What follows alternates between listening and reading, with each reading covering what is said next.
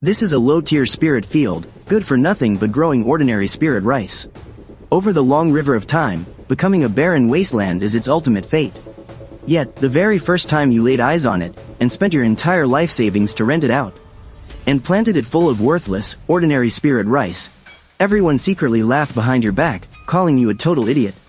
But what they didn't know was, while you were busy harvesting that spirit rice, you were also harvesting something completely invisible to them.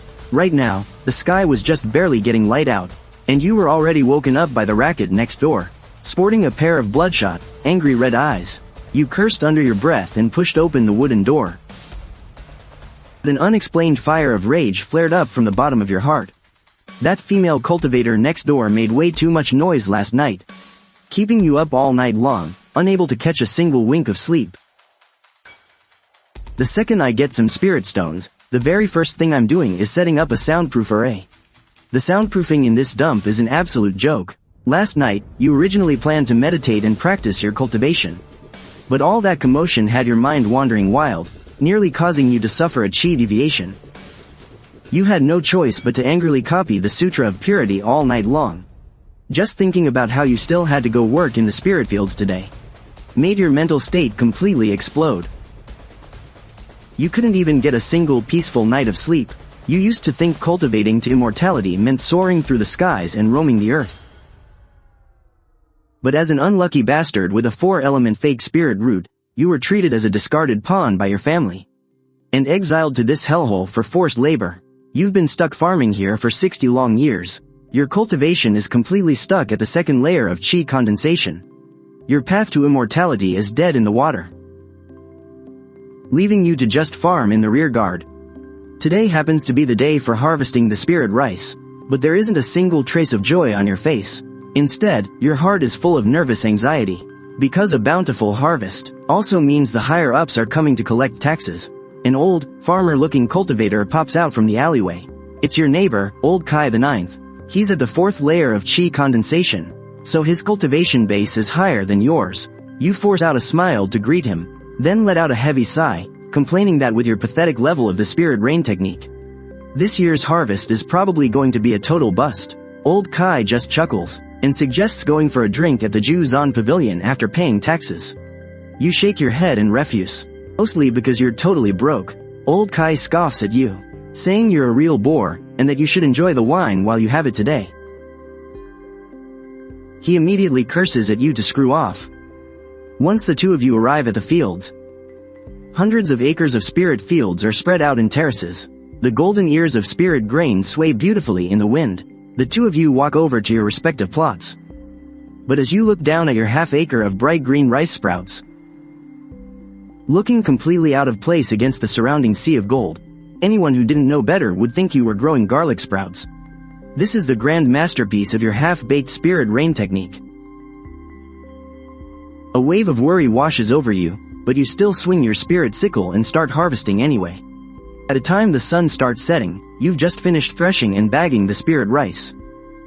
You're dog-tired and completely exhausted, when suddenly, you hear the sharp sound of a magical artifact tearing through the air. Your heart instantly tightens. A green leaf spirit boat slowly descends, and a fat man with a massive belly steps off. It's none other than Du Haifu. He's the overseer of these spirit fields, basically the local tyrant ruling over all you spirit farmers. Du Haifu walks over with a big, greasy smile, grabs a handful of rice, and tosses it into his mouth to chew on. Then, he pulls out his giant measuring artifact and starts weighing the harvest. That is 196 pounds. Then, he furrowed his brow, asking why it was even less than last season. The smile on Du Haifu's face instantly vanished. His eyes turned ice cold. Your heart skipped a beat. You quickly pulled out a small pouch containing most of your life savings, handing it over with an apologetic smile, explaining that there was a little problem in the fields. Du Haifu weighed the pouch in his hand, and his expression finally softened a bit. But he still gave you a stern warning. He tucked your spirit rice into his storage bag, but suddenly gave you a meaningful look and said, "Do you have any idea how much Old Kai paid?" Let me give you a little hint. The sect elders are tallying up this year's taxes. The bottom 10 will all be exiled to the frontline war camp. He sped off on his flying boat, leaving you standing there completely frozen. Only 3 words echoed in your mind. You threw yourself heavily onto the bed. It was an absolute meat grinder for low-level cultivators. You only had one thought in your head: there is no way in hell I'm going to be cannon fodder. You actually ended up drifting into a heavy, groggy sleep. You had a very, very long dream. You woke up holding your pounding head. Still dizzy, you stumbled over to the planter in the yard to wash up.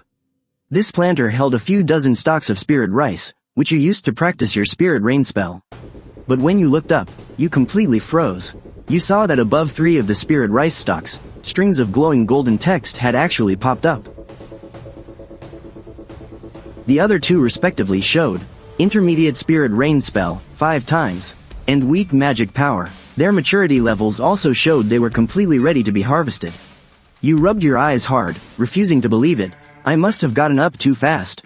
I'm hallucinating. You stared intently at those 3 lines of golden text. After repeatedly confirming it wasn't a hallucination, a wave of pure ecstasy instantly exploded from the bottom of your heart. A cheat system, the cheat system that was 5 years late, had finally arrived. In this exact moment, a roaring fire of hope was reignited within you. You reached out and snapped those 3 stalks of spirit rice at the roots. Right as you gathered them, 3 streaks of light flashed from the spirit rice and vanished. They quietly appeared within your sea of consciousness. You immediately ran back inside and slammed the door shut. Sitting cross-legged on the bed, you focused your thoughts. You tapped on that white leaf engraved with weak magic power.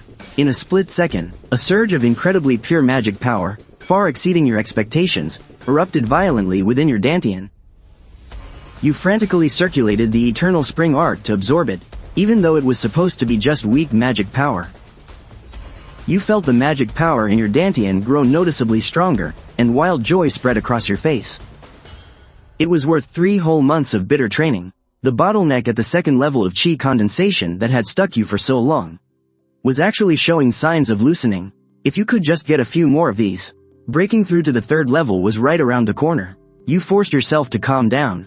Steady, I can't let this go to my head.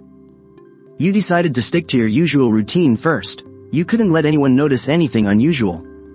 You headed out to your contracted spirit fields, just like any other day. It seemed that only the spirit plants you grew with your own hands had a chance of dropping these stat entries. And the chances are insanely low.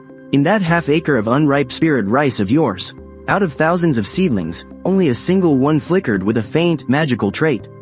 To get 3 popping up at once in your yard, your ancestors must be working overtime to bless you. Seeing no one around, you don't hesitate for a second.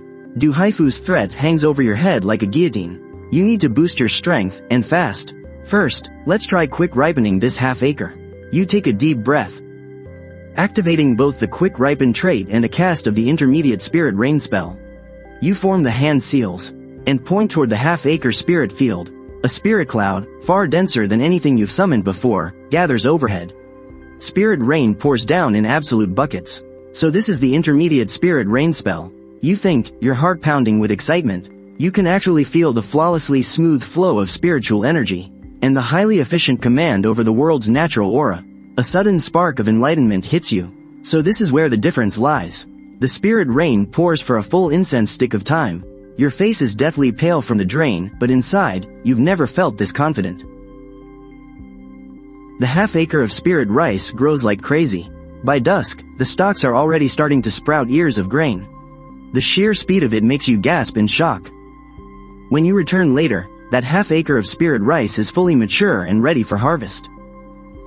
Both the yield and quality have shot up by over 20%. And that specific stalk with the special trait, you harvest that too, and it immediately melts into a part of your own cultivation base. You're absolutely thrilled, practically buzzing with excitement for the future. In the blink of an eye, half a month passes. During this time, you rent another 2 acres from Du Haifu, planting spirit rice seedlings across all 5 acres of your spirit fields. The remaining traits for the intermediate spirit rain spell deepen your understanding of the magic day by day. You're right on the verge of mastering it yourself.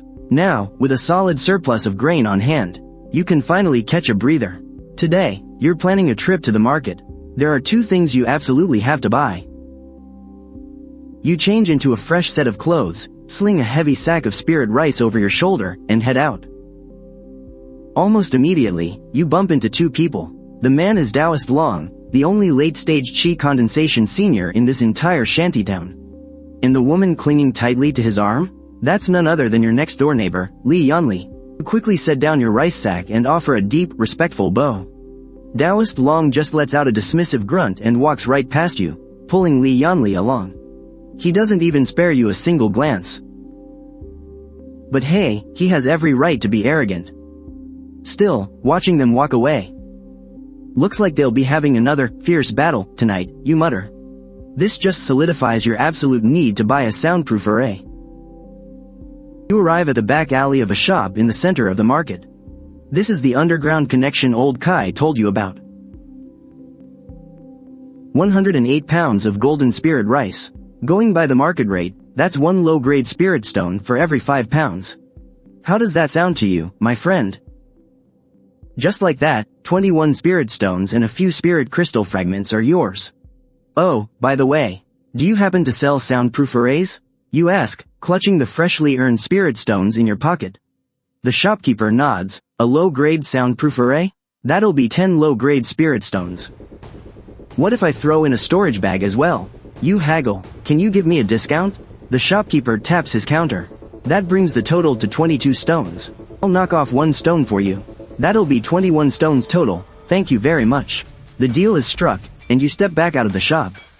Touching your empty coin purse, you can't help but sigh. You earn it here, and you spend it here. Don't even dream of taking a single cent home.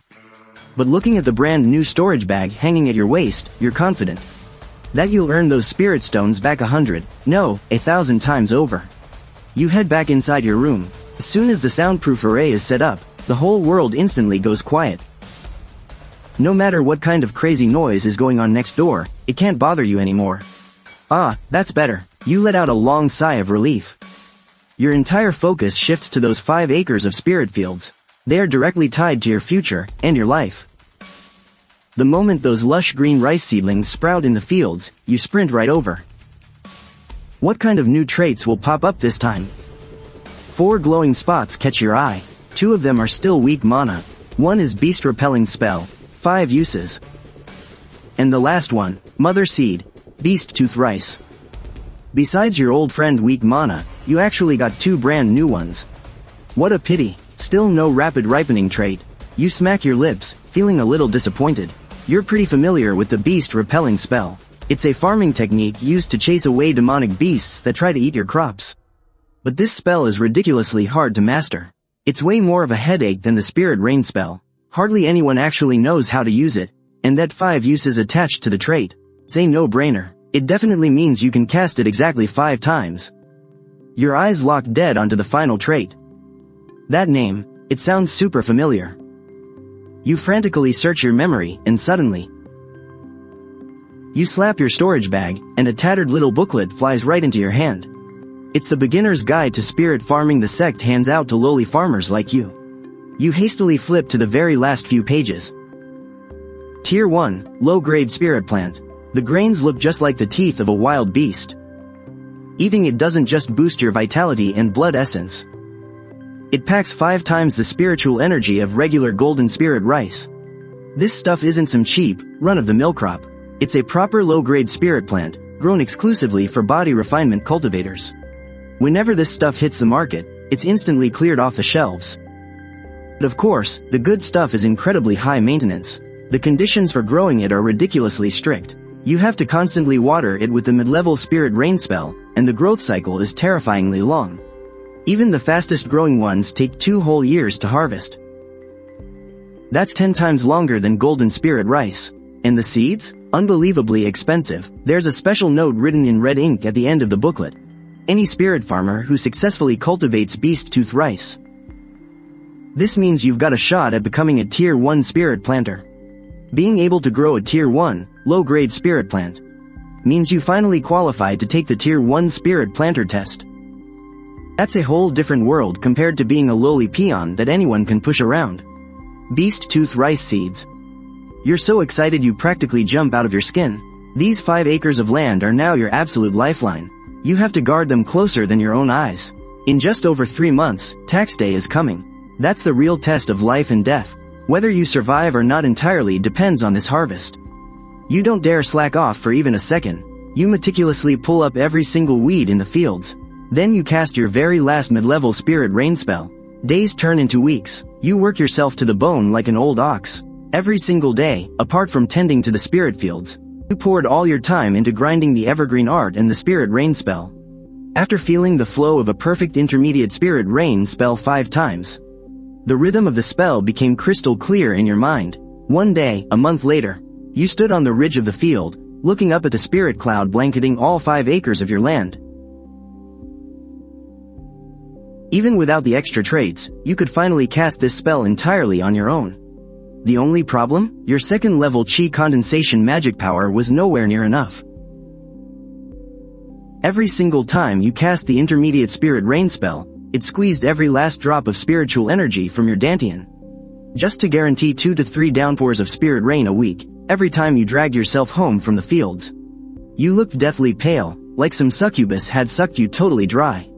You had to lean on the walls just to walk, and of course, that sparked rumors. The neighbors started giving you these weird looks, teasing you about whether you were busy patronizing Li Yanla's business next door every day.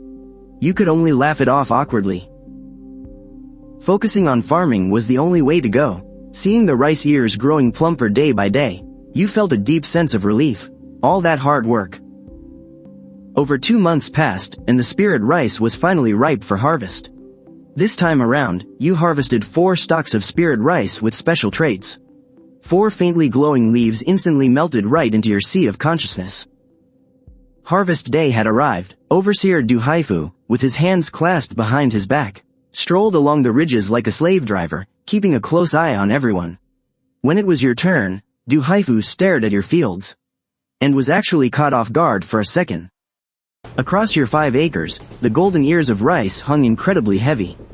Every single stalk was so plump it looked ready to burst. You mastered the intermediate spirit rain spell? Du Haifu turned his head, scrutinizing you closely. Surprisingly, a flicker of approval crossed his face. "Got lucky and managed to pull it off a few days ago," you replied. You immediately got back to work, moving as fast as you could. Your back felt like it was snapping in half, but you finally bagged up 8 massive sacks of spirit rice. Du Haifu started weighing them. 8 stones and 20 pounds. A 70% tax. That makes 574 pounds in total. Suddenly, a massive flying ship tore through the sky, hovering steadily right above you. An old man in a blue robe stood there, his face stern and completely unreadable. 7 or 8 outer sect disciples stood respectfully behind him. The moment Du Haifu spotted him, he changed completely, bowing and scraping as he rushed up to greet him. "Greetings, Deacon Gu. This year's spirit rice taxes have all been fully collected. Please, take a look." After saying that, he carefully handed over a jade slip. You quickly took the hint and kept your head down too. This was obviously Du Haifu's boss. The sheer pressure of his aura made everyone terrified to even look up. Deacon Gu snatched the jade slip, skimmed it, and immediately barked an order to his disciples to round up all 300+ spirit farmers in one place. Old Kai the Ninth squeezed through the crowd to your side, winking and nudging you playfully. You muttered that you did all right, then shot back, asking why he didn't say a damn word after striking it rich last season. Old Kai's eyes darted away shiftily.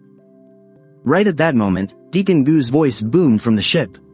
It was completely void of emotion, yet it struck like a clap of thunder ringing right in everyone's ears. The taxes for the 3 seasons this year are now fully collected. I will now announce the sect's direct orders. The 10 people at the very bottom of the annual spirit rice production rankings will be forcibly sent to the frontline battle camp. The crowd instantly exploded into an uproar, their faces filled with pure terror and unease. Deacon Gu let out a cold snort, and the overwhelming pressure of the peak chi condensation stage suddenly swept across the area. The entire field immediately fell dead silent. The production rankings for all 3 quarters are right here. A disciple beside him cast a spell, and a massive curtain of light unfolded in mid-air. The densely packed names and numbers were clearly visible. You quickly raised your head to search for your own name. Rank 156. You let out a long, heavy breath. Your racing heart finally settled back into your chest. Kai the ninth beside you let out a gasp of shock. You followed his gaze. A highly dramatic scene unfolded right before your eyes. Right below your name, shockingly, was rank 157. He was ranked exactly one spot right behind you. You have to remember, for the first 2 quarters, his production had constantly crushed yours. But your production in this 3rd quarter completely exploded. You single-handedly pulled up your entire annual average, and forcefully overtook him. Deacon Gu's icy voice rang out once again. Those 10 people instantly looked as pale as dead ashes. They didn't dare to resist. They could only be dragged onto the flying ship like mindless walking corpses. I hope the rest of you will keep up the hard work next year, and continue to contribute to our sect. Deacon Gu left behind one final sentence. The quota for being sent to the battle camp will be the bottom 30. That single sentence felt like a bucket of ice water poured straight over the heads of every survivor. Your heart sank right along with it. This time was a complete surprise attack. It caught absolutely everyone totally off guard. From now on, all the spirit farmers will inevitably be forced into a vicious, life and death competition. Because who the hell wants to go to the front line and be cannon fodder? You looked at those 4 trade leaves floating in your sea of consciousness. Your heart was filled with endless emotions. If this had been in the past, mastering the intermediate spirit rain spell within half a year, you wouldn't have even dared to dream about it. But right now, you still have over 250 pounds of golden spirit rice left over. You'll be able to save up another solid batch of spirit stones. In this man-eating hellhole, that gives you just a little bit more confidence to actually survive. Still, your cultivation level is just way too low. Draining your spiritual energy at such a high intensity like this, over time, it will definitely damage your meridians. You now have the seeds for the beast fang rice. Reaching the 3rd level of chi condensation is the absolute bare minimum requirement. You wonder if those 2 weak spiritual energy traits will actually be enough to help you break through this bottleneck. You have to farm like your life depends on it. You absolutely must grind out that rapid growth trait. You made up your mind. You are going to break through to the 3rd level of chi condensation. You returned to your quiet little cabin and sat cross-legged on the meditation cushion, gripping a low-grade spirit stone tightly in your hand. You looked at the spirit stone crumbling into dust in your palm, your face turning a bit grim. With a trash-tier spirit root like mine, there's no point even trying to refine it. You prepared to activate those 2 weak spiritual energy traits. This is easily worth half a year of me cultivating the old-fashioned way. The first leaf turns into a warm current and surges into your body. Even though you are already used to it, that overwhelming torrent of spiritual power still makes your body tremble. You immediately guide the energy to flow along the path of the Eternal Spring Technique. The Eternal Spring Technique. Cultivating it is as slow as a turtle. Its only real perk is prolonging your life. It lets you outlive other cultivators at the same level by a few years, and your spiritual power gets a little thicker. You used to think that just quietly farming. But now you finally understand.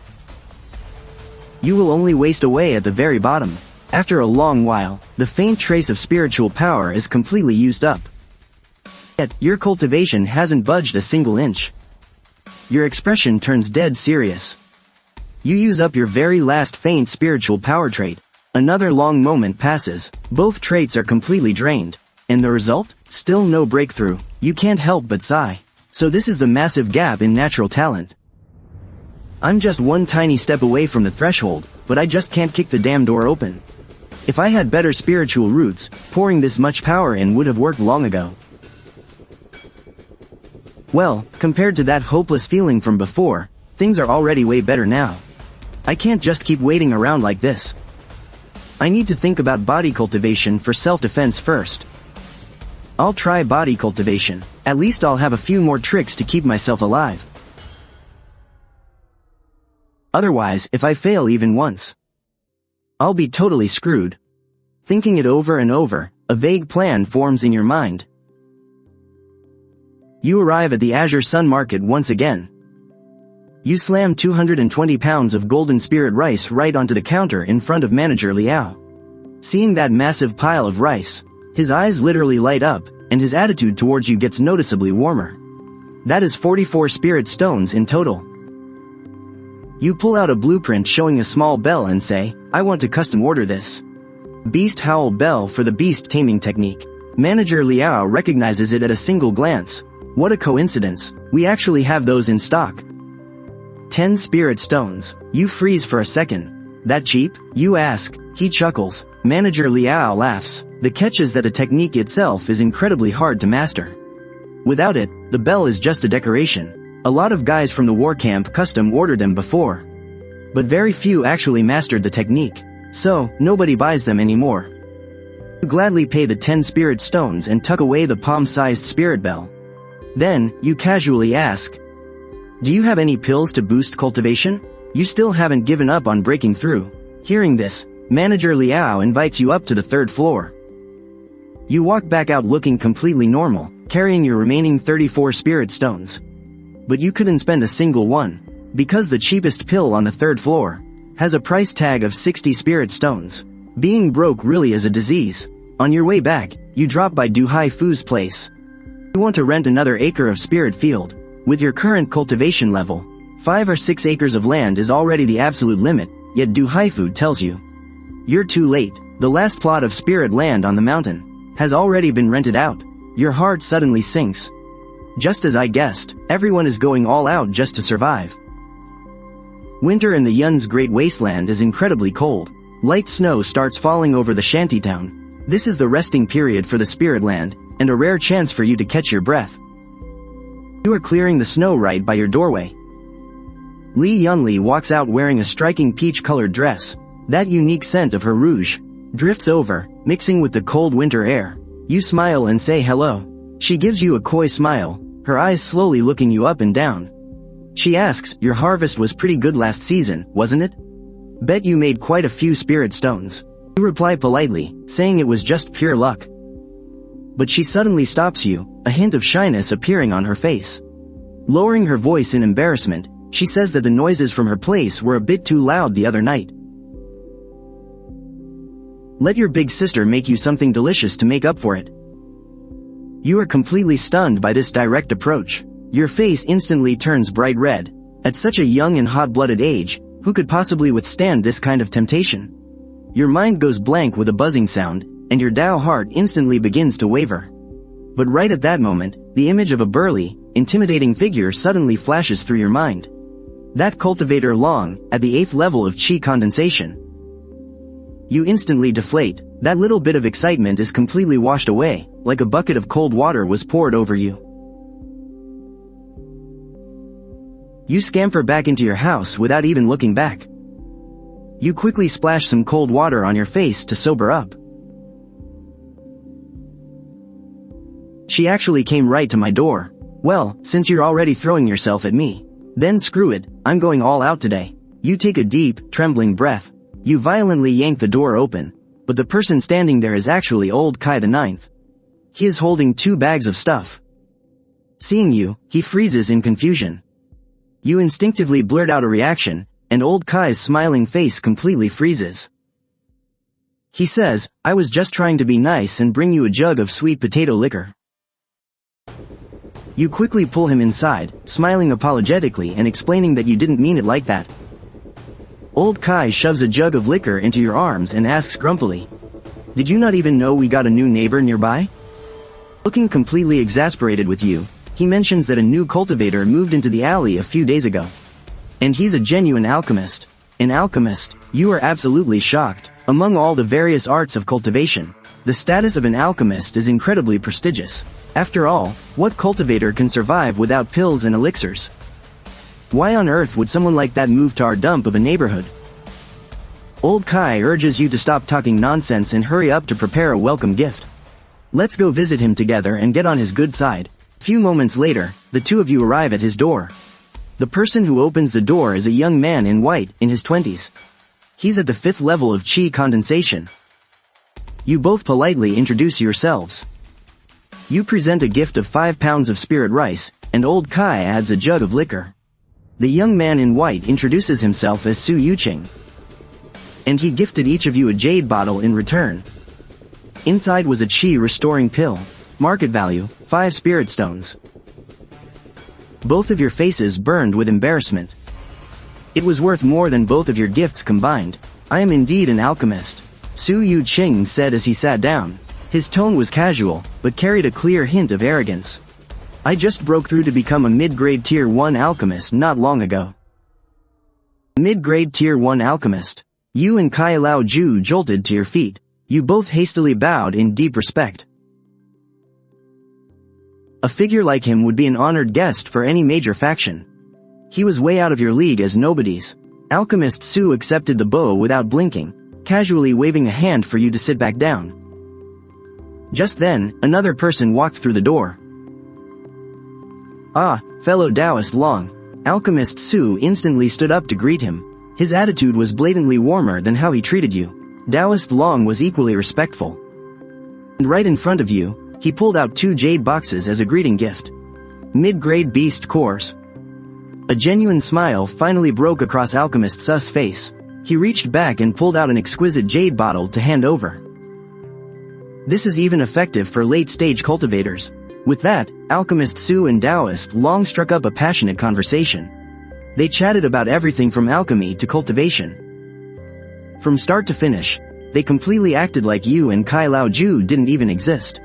You two just stood there like a pair of awkward statues, not knowing whether to sit or stand. You and Kai Lao Ju quietly excused yourselves and slipped away. Both of your faces looked absolutely awful. You couldn't hold back your complaints. Why the hell didn't you tell me he was a mid-grade alchemist earlier? Kai Lao Ju looked just as miserable. Next time you have a great opportunity, like this, don't bother calling me. Back home, your 5 acres of spirit fields were freshly tilled, and you had already planted the new season's spirit rice. You even went all out and used your secret weapon, the Beast Fang Rice Mother seed trait. It felt like betting your entire life savings on a single, high-stakes gamble. The seeds from the trait were exactly enough. Just enough to plant exactly 1 acre. The air itself felt thick with tension, like a drawn bowstring. All the spirit farmers on the mountain were hyped up, working their absolute hardest like their lives depended on it. Everyone was terrified that if they slacked off for even a second, they'd be left in the dust. Du Hai Fu took a stroll around the mountain, taking in the bustling scene, and gave a very satisfied nod. However, 2 months vanished in a flash. You sat on the edge of your fields, looking utterly miserable with a long face. The good news was, thanks to your increasingly mastered intermediate spirit rain technique, your 4 acres of golden spirit rice were growing beautifully. You even managed to unlock 3 new traits. One of them was the rapid ripening trait you had been dreaming of. The other 2 were minor mana boosts. But the bad news hit you right in the gut. That 1 acre of Beast Fang rice you had pinned all your hopes on had absolutely zero reaction. Not a single damn sprout had come up. What the hell went wrong? You grabbed your hair in pure frustration. I followed the book step by step, and I definitely used enough of the spirit rain technique. Am I seriously going to lose everything on this? Another 2 months dragged by. First season spirit rice of the year was finally harvested. As for your acre of Beast Fang rice, it was still completely barren. You ended up harvesting 7 loads and 30 pounds of golden spirit rice. Dropping your rank completely out of the top 200, when Du Hai Fu found out about this. Surprisingly, he didn't yell at you. Instead, he put on this fake, overly sincere tone. He said, why couldn't you just play it safe and grow golden spirit rice? Why did you have to go and mess around with beast tooth rice?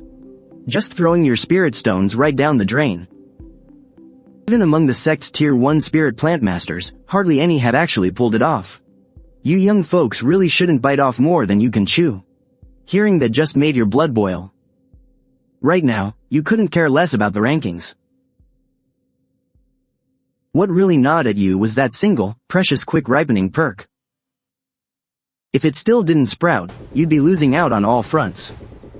On one dead silent afternoon, you finally gritted your teeth and blew that precious quick ripening perk right on that patch of bare dirt. You stared a hole into the ground. Second by second, the time ticked away. Just as you were about to give up all hope, a tiny speck of bright green violently burst through the soil. Your eyes instantly lit up like fireworks. The massive weight lifted off your chest, and you just completely slumped over in relief. That little green sprout shot up like it was on steroids, only slowing down once it hit 2 inches tall. Looks like the higher the grade of the spirit plant, the more quick ripening perks it eats up. This thing takes 3 whole years to mature. Guess you'll just have to play the long game and hoard those perks. You looked down at the little sprout, practically vibrating with excitement. You couldn't wait to see what kind of surprise this little beauty would bring you. And the very next second, boom, 3 dazzling bursts of light exploded outward. Advanced spirit rain technique, 5 times. Quality upgrade, 1 time. You were so hyped, you literally leapt right off the dirt mound. Talk about an instant glow up. You felt like all the miserable crap you dealt with over the past few months just vanished into thin air the very same instant. You Haifu stood totally dumbfounded right in front of your spirit field. His face looked like he had just bitten into a rotten lemon. He squinted, checking every single inch of those rice seedlings with their signature red streaks, before finally admitting defeat. You actually grew the damn thing. His expression was a tangled, miserable mess. He just stood there, unable to choke out another word for what felt like forever. Pockets stuffed with the cash you just made from selling the spirit rice, you headed out again. It was high time to get some self-defense gear. You knew the score perfectly well. In this messed up world, you never know when some psycho might come swinging at you. You absolutely needed a way to protect your neck. You hit up Ju Zan Pavilion again. The second shopkeeper Liao spotted you. His face crinkled up in a massive grin, and he practically escorted you straight upstairs. "Let's chat over a drink," he said, even bringing out the fancy spirit mist tea. That set off a few alarm bells in your head. You had barely been here a few times.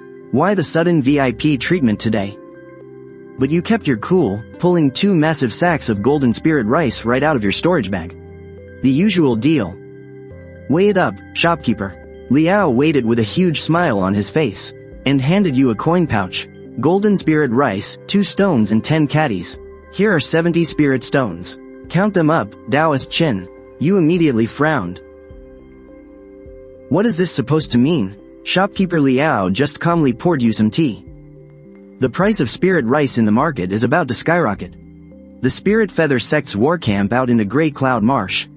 They discovered a complete, Tier 3 spirit vein. But that place is currently occupied by a savage tribe of several thousand people. The Spirit Feather Sect took a massive beating. Their losses were absolutely devastating. They were going to call for backup, but the news somehow leaked out. The gang from Golden Cloud Valley swooped in and hijacked the whole thing.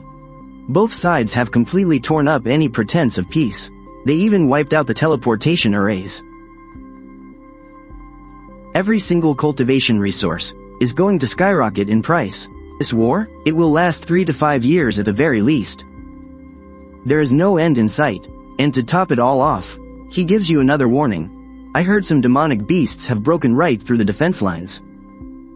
You absolutely must be careful when heading out these days. You pick up your teacup and take a slow sip, but inside, your mind is reeling. Shopkeeper Liao just laid out so much groundwork. This old fox is way too well informed. The backing he has must be seriously powerful. Getting on his good side couldn't hurt. Thank you so much for the heads up, shopkeeper. You set your teacup down. Is there anything else on your mind, shopkeeper? Shopkeeper Liao lets out a knowing chuckle. You've really been hiding your talents, haven't you? So, his real target all along was the beast tooth rice. Once your beast tooth rice is fully mature, could you perhaps sell a portion of it to our shop? The price is highly negotiable. I am willing to offer 10% above the current market value. Your heart skips a beat. This sly old fox even knows that you managed to grow the beast tooth rice.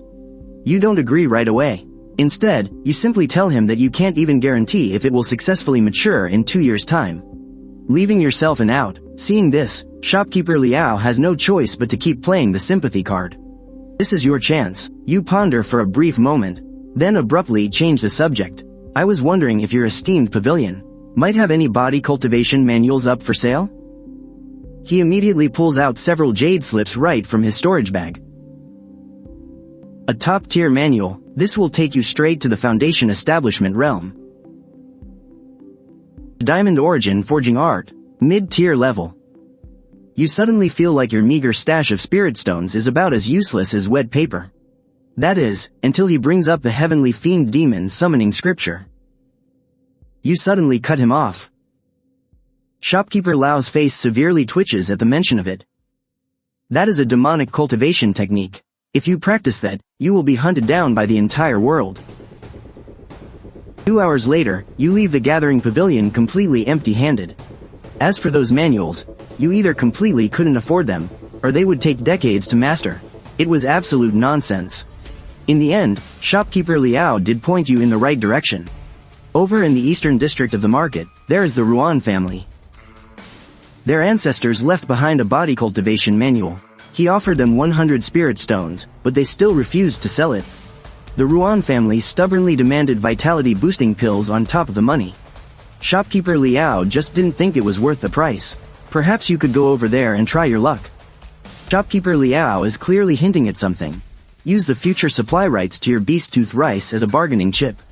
It just might work, and in return, once the beast tooth rice matures, you will give him priority and sell him a portion of it. You step outside, only to run face first into a hurried patrol squad from the Spirit Feather sect. They are rushing out of the market, practically radiating murderous intent. You grab hold of a passerby who is watching the commotion and ask what is going on. They tell you the guards are heading out to slaughter demonic beasts. But don't worry, the market itself is still perfectly safe. Even Foundation Establishment stage demon beasts can't break through the protective array. You walked away, lost in thought. You tracked down the Ruan family over in the east district of the market. But the Ruan family had gone on a long journey, and wouldn't be back for 3 to 4 months. You had no choice but to drop it for now. You absent-mindedly cooked dinner, your mind an absolute mess. The market area was safe, sure, but your shantytown protective array didn't cover it. A sudden knock on the door put you instantly on high alert. The visitor was actually Taoist Long, from the late Qi condensation stage. He said he heard your spirit rice was top quality, and wanted to buy some off you.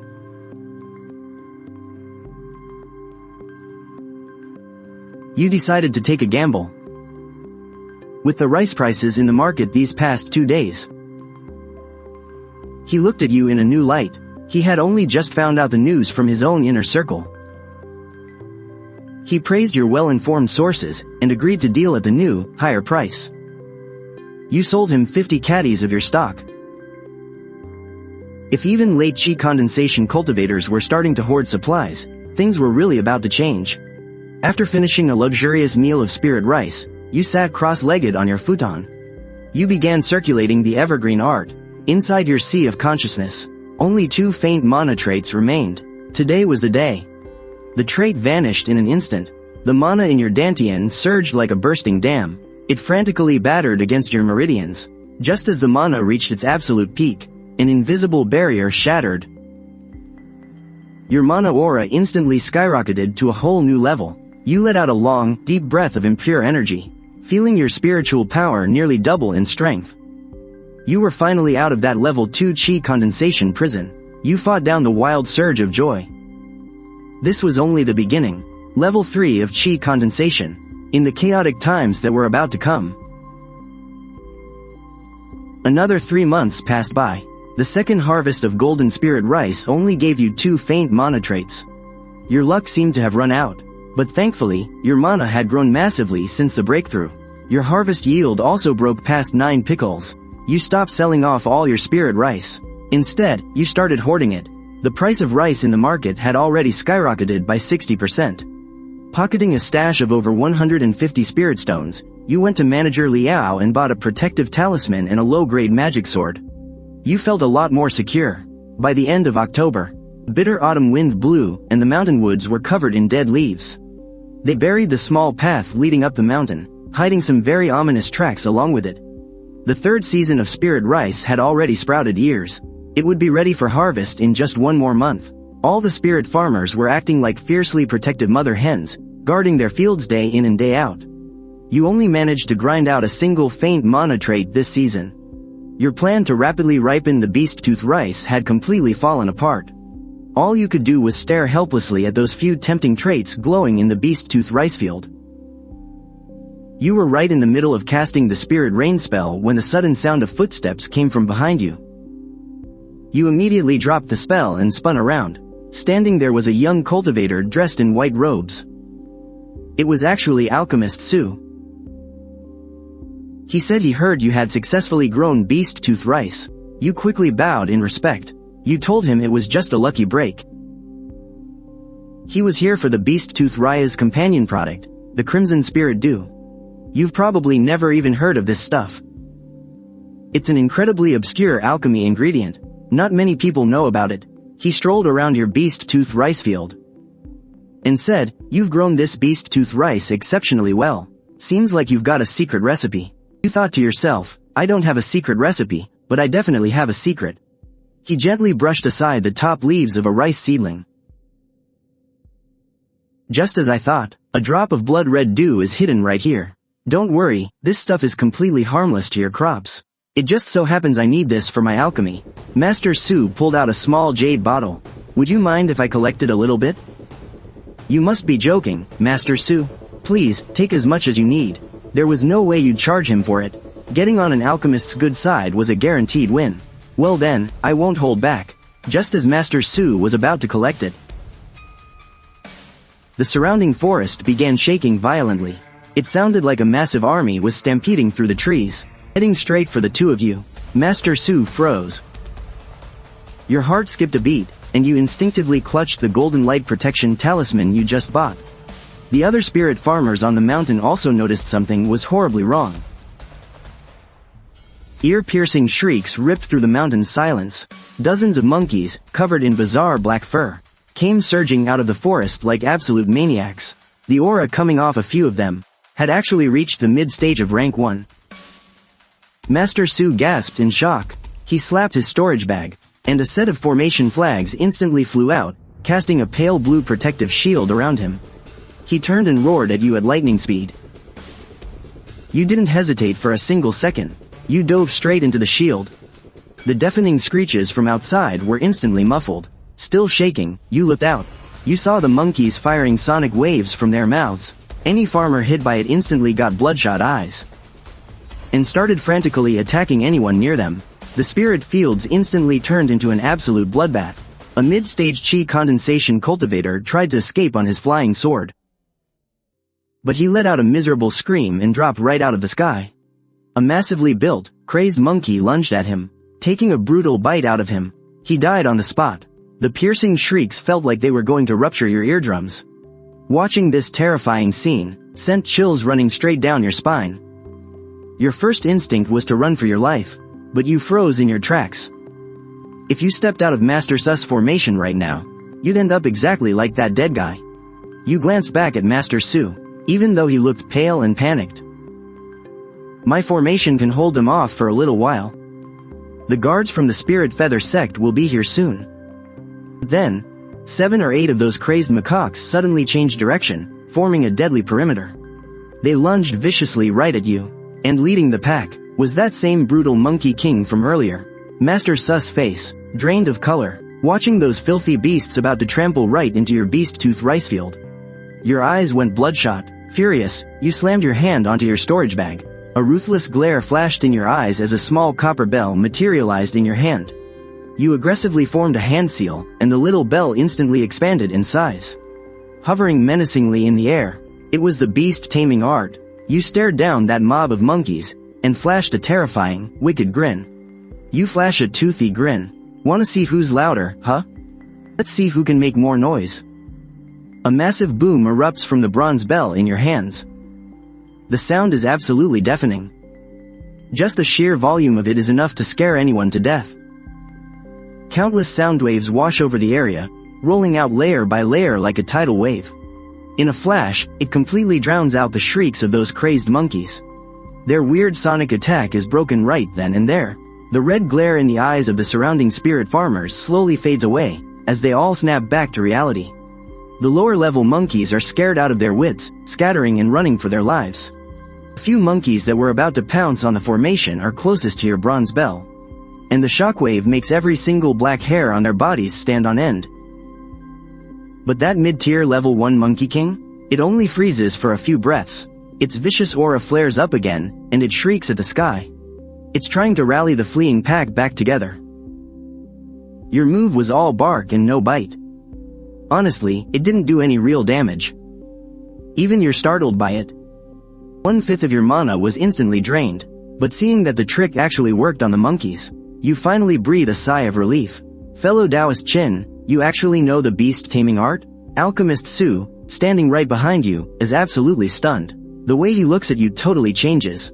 It's like he's seeing you for the very first time. You casually reply, saying the move only works half the time, and that you've embarrassed yourself in front of him. But he couldn't care less about that. Fellow Taoist Chin, watch out. You instantly snap to attention and frantically channel your mana. You blast out another beast taming art. A streak of light flashes across the sky. A massive spirit ship suddenly hovers right over your fields. You squint up at it. It's Deacon Gu from the Spirit Feather sect, bringing outer disciples for backup. Thank God they made it in time. You let out a massive sigh of relief. In just that short moment, you had completely burned through all 5 charges of your beast taming trait. If your evergreen mana wasn't double what a normal person has, and if they had arrived even 1 second later, you really would have been completely drained dry. You'd even have to rely on your weak mana trait just to stay alive. The whole thing took barely 10 minutes. Combined with that freaky sonic attack, it caught everyone completely off guard. Deacon Gu looks so furious his lungs might explode. With the spirit fields taking such a massive hit, as the supervisor, he's definitely getting punished by the sect. You watch as he flicks his finger, and a crimson flying sword shoots from his hand. The flying sword instantly pierces right through that leading Monkey King. A bloody line splits the Monkey King wide open from head to toe. Peak chi condensation. Absolutely terrifying. You just stare at Deacon Gu's lightning-fast, ruthless strike, completely dumbfounded. Once the Spirit Feather sect folks arrived, this mess was basically over. The rest of the monkeys are quickly wiped out. Deacon Gu boards the spirit ship. Right before leaving, he turns his head and asks, "Earlier." You hesitate, really not wanting to show off too much, but Alchemist Su stepped up right before you did. "We owe him a lot this time." Deacon Gu narrowed his eyes, sizing you up for a moment. Then he shot a cold order to Du Haifu. "Is that the spirit farmer who grew the beast tooth rice? Cut his spirit rice tax by 10% for this quarter." Du Haifu's face looked worse than if he had swallowed bitter herbs, but he still bowed and scraped. That 10% cut? It was coming straight out of his own commission, of course. Deacon Gu then turned to Alchemist Su with a serious tone, "About that matter we discussed earlier." But Alchemist Su just waved it off. "I hate being tied down. Let's talk about it later." Deacon Gu and his disciples then flew off on their ship. The hillside was completely wrecked. Only your spirit field and a few others made it out in one piece. Several fields lost more than half their crops, and tragically, over a dozen spirit farmers up on the mountain lost their lives. Most of them went mad from that sonic attack. Looking at those bodies lying there in pools of blood, you felt an indescribable knot in your stomach. We're all just poor nobodies struggling to survive at the very bottom. Working our fingers to the bone, only to get wiped out by a single random accident. If it wasn't for Alchemist Su, I'd probably be dead in a ditch just like them today. Just as you suddenly remembered old Ninth Kai, Alchemist Su walked over. He handed you a bottle of chi recovery pills. "I owe you big time for this," he said. "If your beast-repelling art hadn't broken that sonic wave, both of us would be dead meat right now." There were 5 whole pills inside the bottle. You sat down right there to meditate and catch your breath. Finally, some color returned to your pale face. You waved goodbye to Alchemist Su, telling him you had to go check on old Ninth Kai. And you bumped right into the guy. He was leaning on a thick branch, hobbling his way up the path. He looked up, saw you standing there without a single scratch, and just lost it. He couldn't believe it. He cursed, saying he didn't know which absolute bastard had gotten mind controlled by those monkeys and jabbed him right in the lower back with a hoe. "I better pray I don't find out who did it." Seeing it was just a flesh wound, you let out a sigh of relief. Feeling much better, you simply replied, "I'm just glad you're okay, man." But that just riled old Ninth Kai up even more. He kept pressing you on how you were completely unharmed. What, are those monkeys your long-lost relatives or something? Did they feel too bad to beat you up? I ran into Alchemist Sue, you explained. Otherwise, you'd probably be burning funeral money for me right now. What was he doing at your spirit field? Old Ninth Kai looked totally confused. You had no choice but to give him the short version about Alchemist Sue coming for the Crimson Spirit Dew, and casually mentioned the beast tooth rice while you were at it. Wait, you actually grew beast tooth rice? Old Ninth Kai's jaw dropped. It looked like his entire worldview had just been shattered. I've tried so many times and failed. I honestly thought the spirit vein here was just garbage. He followed you around the back of the mountain, and the moment he laid eyes on those waist-high beast tooth rice stalks, he was completely speechless for a good minute.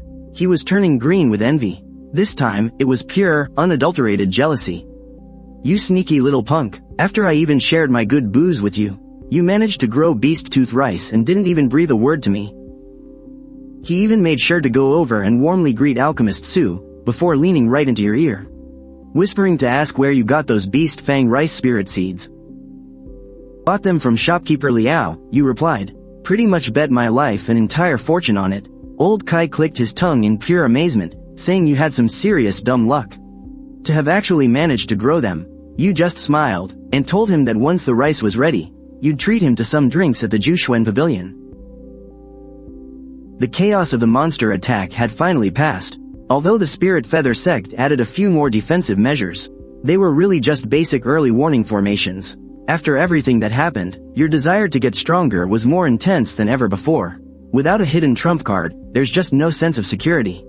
You could lose your life at any given moment. So, you made another trip to the Qingyang market.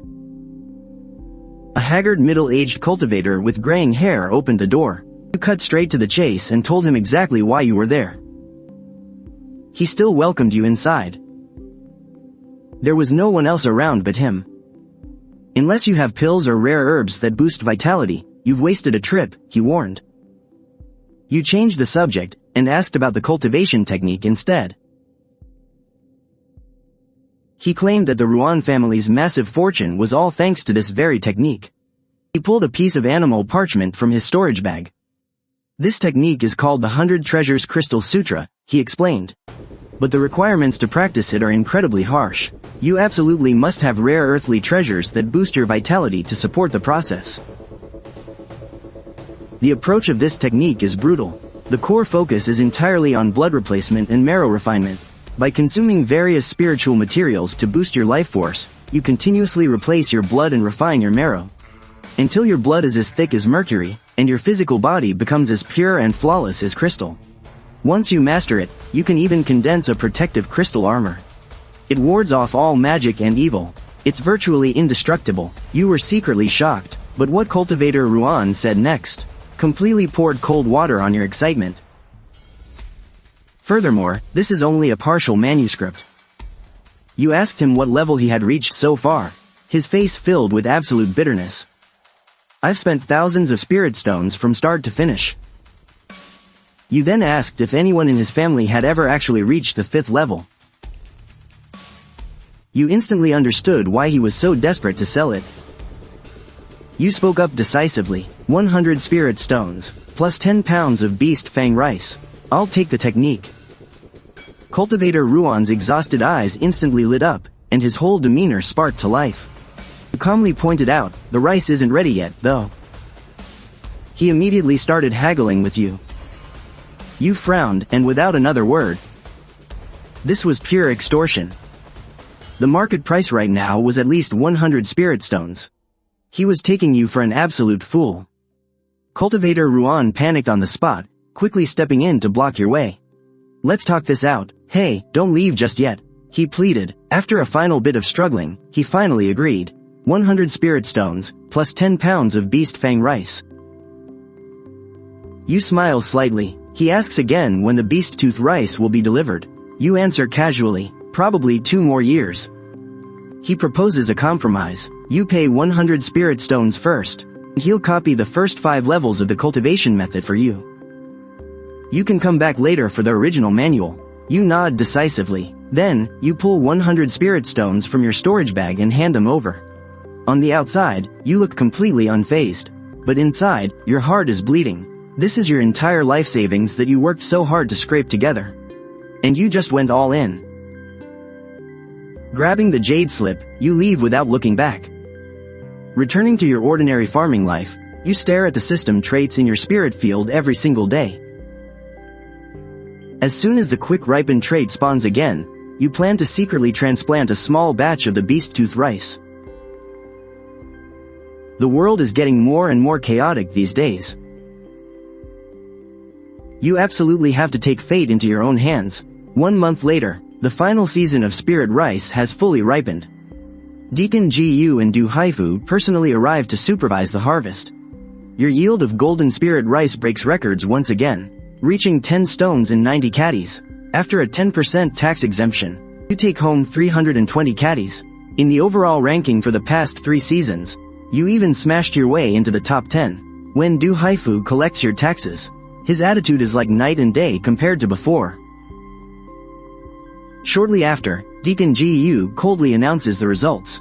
The bottom 30 cultivators in the rankings. Get on the ship and follow me.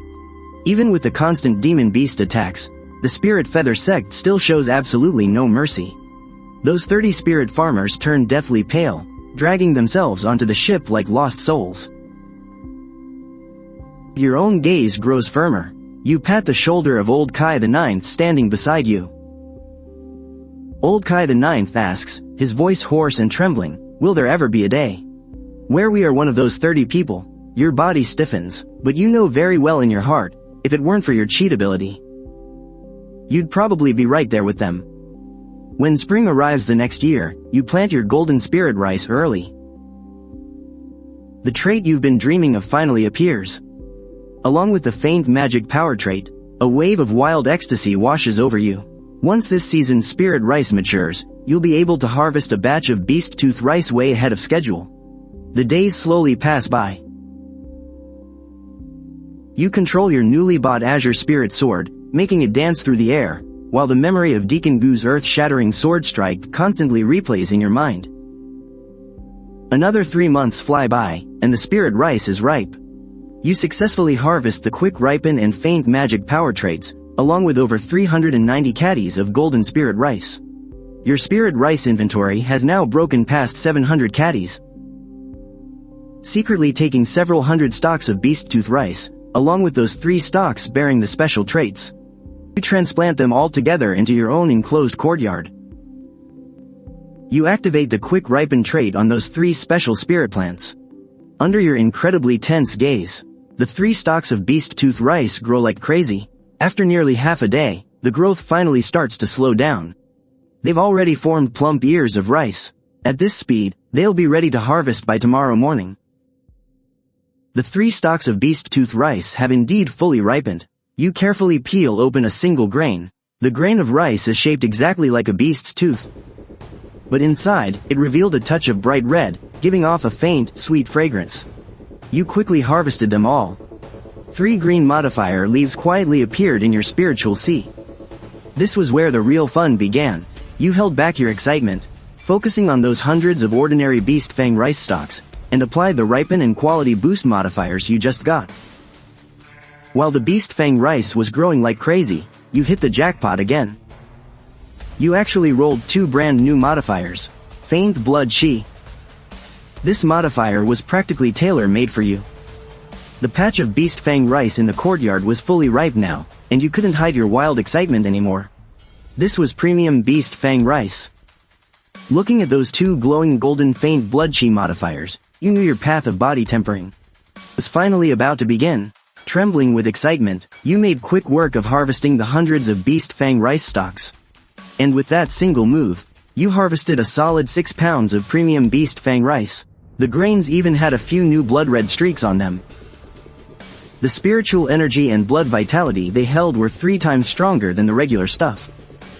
Over the next half month, you just rinsed and repeated. You saved some seeds, and then dumped all 4 of the remaining ripened modifiers from your spiritual sea right into them. You harvested a total of 30 pounds of premium beast fang rice, plus 4 more faint blood chi modifiers. You knew perfectly well that doing this was a bit reckless. You had burned through all your ripened modifiers, but you didn't care anymore. You just had to boost your strength like your life depended on it. You knew that if you took these 30 pounds of rice out to sell, people would fight tooth and nail for them, but you also knew the importance of keeping a low profile. Right now, you were just a total rookie. Showing off would just be asking for a death wish. You cooked up a steaming pot of premium beast fang rice. The smell was absolutely mouthwatering, enough to steal your soul away. You hopped right onto your bed, and in a flash, the whole pot of rice was completely wiped out. A blazing torrent of energy suddenly exploded inside your body. You immediately sat cross-legged. You began circulating the energy according to the 100 Treasures Glazed Sutra. This cultivation method was actually pretty gentle. It wasn't agonizing like other techniques, it just made your whole body feel incredibly warm. But then, it slowly started to burn and swell. Your skin turned as red as a boiled shrimp, and a faint crimson mist even began rising from your body. This was the sign of blood renewal. Gritting your teeth, you focused your mind in your spiritual sea and activated a faint blood chi modifier. An even more massive surge of blood vitality flooded in like a tidal wave. You felt like you'd been thrown straight into a boiling steamer. Beads of blood constantly oozed from your pores, quickly hardening, until they completely encased you, making you look like a giant, bloody cocoon. A red light pulsed and flashed, perfectly in sync with the heavy thudding of your heartbeat. Full 4 hours later, a crack finally appeared on the blood cocoon. The cracks multiplied, and the entire blood cocoon began to crumble and flake away. A completely new, raw power was born inside of you. You had officially broken through to the first layer of the 100 Treasures Glazed Sutra. You could feel your internal organs, bones, and skin, all receiving an unprecedented boost in strength. Your previously sun-tanned skin had become clean and incredibly smooth. It even had an invisible, tough layer of protection now. Normal blades probably wouldn't even leave a scratch on you anymore. Thrilled, you rushed right out into the courtyard. You throw a solid punch straight at the stone mill under the tree. The entire stone mill instantly shatters into countless fragments under your fist. You look down at your own fist. This is definitely way stronger than an ordinary first-layer body refining cultivator. No wonder fellow Taoist Ruan went totally bankrupt just to train in it. You feel like you have found a perfect shortcut to pull ahead. The days fly by just like this, filled with farming and cultivation. As long as the quick ripening trait refreshes in your sea of consciousness. Backed by an endless supply of resources, your body refining progress is simply advancing by leaps and bounds. Relying on massive amounts of premium beast tooth rice and that faint vitality trait, you forcefully pushed the 100 Treasures Crystal Sutra to the 3rd layer. If fellow Taoist Ruan found out about this, he would probably cough up blood from pure frustration right on the spot. You also finally realize just how incredibly high the compatibility is between beast tooth rice and this cultivation technique. The first 5 layers are all just about building a foundation. The real qualitative leap happens when you break through to the 5th layer. Once you condense the crystal treasure armor, you will be completely out of a normal body refiner's league. That overwhelming vitality will also be a huge help when you push for the foundation establishment stage in the future. Aside from reaching the peak of chi condensation before the age of 60. This very path you are walking down right now perfectly resolves that first major hurdle. Something completely unexpected happened, too. That arrogant alchemist actually showed up at your door to visit you twice. He had already broken through to the 6th layer of chi condensation. You were beyond jealous. Alchemists really do level up so damn fast. He just came by to buy some daily spiritual rice from you. The two of you started getting familiar with each other. You traded 100 pounds of golden spiritual rice, exchanged for 2 spirit gathering pills that boost your spiritual energy. Alchemist Su came by again. You specifically prepared some good wine and dishes for him, and even splurged luxuriously on some high-grade demon beast meat. Your dry pockets swelled right back up, holding over 200 spiritual stones now. You realize that even though Alchemist Su is arrogant to the bone, he is actually pretty easy to get along with. Alchemist Su set his wine cup down and went straight to the point. He was preparing to refine a specific pill and needed a massive amount of yin condensation flowers. He wanted to hire you to grow them. Instantly, the image of an orchid-like spiritual plant popped into your head. It has a 1-year growth cycle. This stuff is a supplementary ingredient for the Tier 1, high-grade marrow cleansing pill. The marrow cleansing pill. Now that is a precious treasure used for breaking through stages in late-stage chi condensation. It clicked for you instantly. He was making a push to become a high-grade alchemist. But then a new question hit you. Why would he not go to the spiritual farmers of the Spirit Feather sect for this? Why come to a rogue cultivator like me instead? Alchemist Su explained himself. He said he was used to his freedom and absolutely hated the strict rules of the sects. Getting involved with them would inevitably lead to endless messy entanglements. You deliberately put on a troubled look, telling him you had never grown a Tier 1 spiritual plant before. I am afraid it might be a bit too difficult, you hinted. But Alchemist Su just gave you a knowing, half-amused smirk. If you can manage to grow beast tooth rice, I will buy every single plant from you for 5 spiritual stones. Your heart fiercely skipped a beat. Now that was a massive sum of money. You mentioned that you had a bold request of your own. You could definitely grow the yin condensation flowers, and once they matured, you would only take a 10% cut. In exchange, you wanted to learn a few tricks of the alchemy trade from him. An absolute golden opportunity was sitting right in front of you. Only an idiot would let this slide. Alchemist Su froze for a second. He chuckled, so this is what you were plotting all along. But he warned that alchemy burns through cash. It's not something just anyone can pick up. Your heart soared with joy. You knew you had him on the hook. This time it's the yin shade flower, but who knows what he'll need next. You could definitely squeeze some real trade secrets out of him, bit by bit. He mentioned he was planning to stick around for another 3 years. Grow spirit herbs for me for 3 years, and I'll trade you some of my own alchemy insights in return. Alchemist Su then pulled out a jade slip and tossed it to you. This, Foundations of Alchemy, contains some notes from when I was just starting out. But this was no basic textbook. It was clearly his own personal study journal. It was even packed with his personal insights. This was totally worth it. Just getting my hands on this book makes 3 years of farming for him a total steal. Suddenly, a knock echoed from outside. You got up to grab the door. To your surprise, it was Taoist Long standing right there. Taoist Long was about to turn you down, but the second he spotted Alchemist Su sitting inside, his heart skipped a beat. Then, his eyes fell on the spread across the table. Premium spirit rice. This single meal had to cost at least 5 spirit stones. He clearly drew some new conclusions about your connection with the alchemist. He quickly bought 80 pounds of spirit rice, handed over 20 spirit stones, awkwardly made some small talk, and hurried off. Alchemist Su teased that you were raking in the cash-selling rice lately, but you humbly brushed it off, saying you were just scraping by. Leaving behind a pouch of yin shade flower seeds, Alchemist Su mentioned he'd rent another plot near your spirit field, and have you grow them right there. Shouldering your hoe, you headed to the fields. After cramming through spirit botany books for a few days, you realized the hardest part about the yin shade flower was pollination. When it blooms, you actually need a bee taming spell. On top of that, you have to use that specific spell to pollinate it at least 7 times during its 7-day blooming period.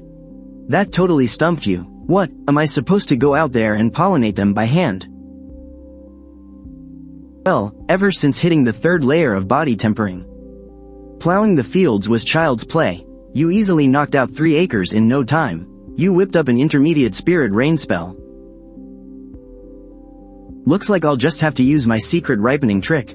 After wrapping up your cultivation, you were in a fantastic mood, ready to head over to the gathering pavilion to offload some rice. Figured you'd ask about that bee taming spell while you were at it. The moment manager Liao saw you, he was as overly friendly as ever. You didn't beat around the bush, though. You just slapped 3 massive bags of rice on the counter. A solid 380 pounds.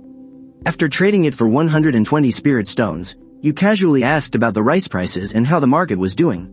Manager Liao lowered his voice. Spirit rice is about the same. But talismans, magical gear, and pills? Those are definitely going up soon.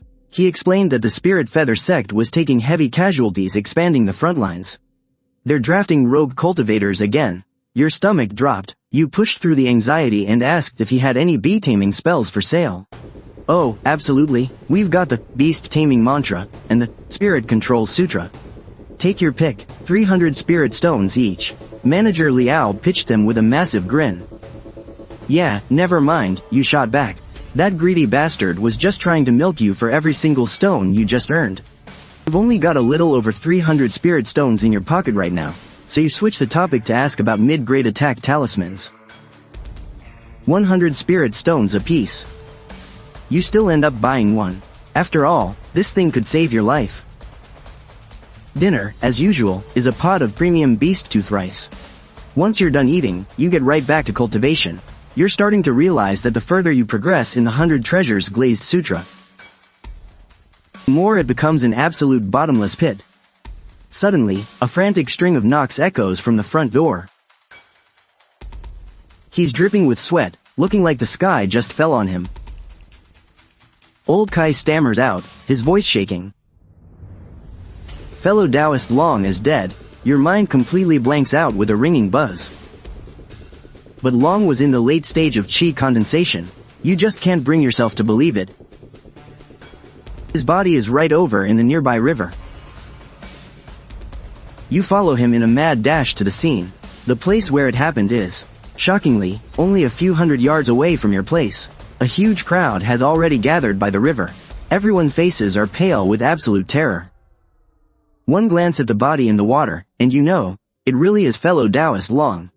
He's been stripped completely naked. His storage bag is long gone. His body is covered in deep gashes from magical artifacts. He's completely lifeless. Word is, he was murdered last night. His body got stuck under the bridge, and only just washed up out here now. Everyone's guessing just how high the cultivation level of a rogue cultivator would have to be to kill Long without making a single sound. The Spirit Feather Sect patrol squad finally arrives. But the moment their captain takes one look at the body, you stumble back to your room, completely shaken to your core. Danger is literally right on your doorstep. This shantytown is no longer safe. It hits you instantly. You have to figure out a way to move into the inner market. You can't afford to put this off for even one more second.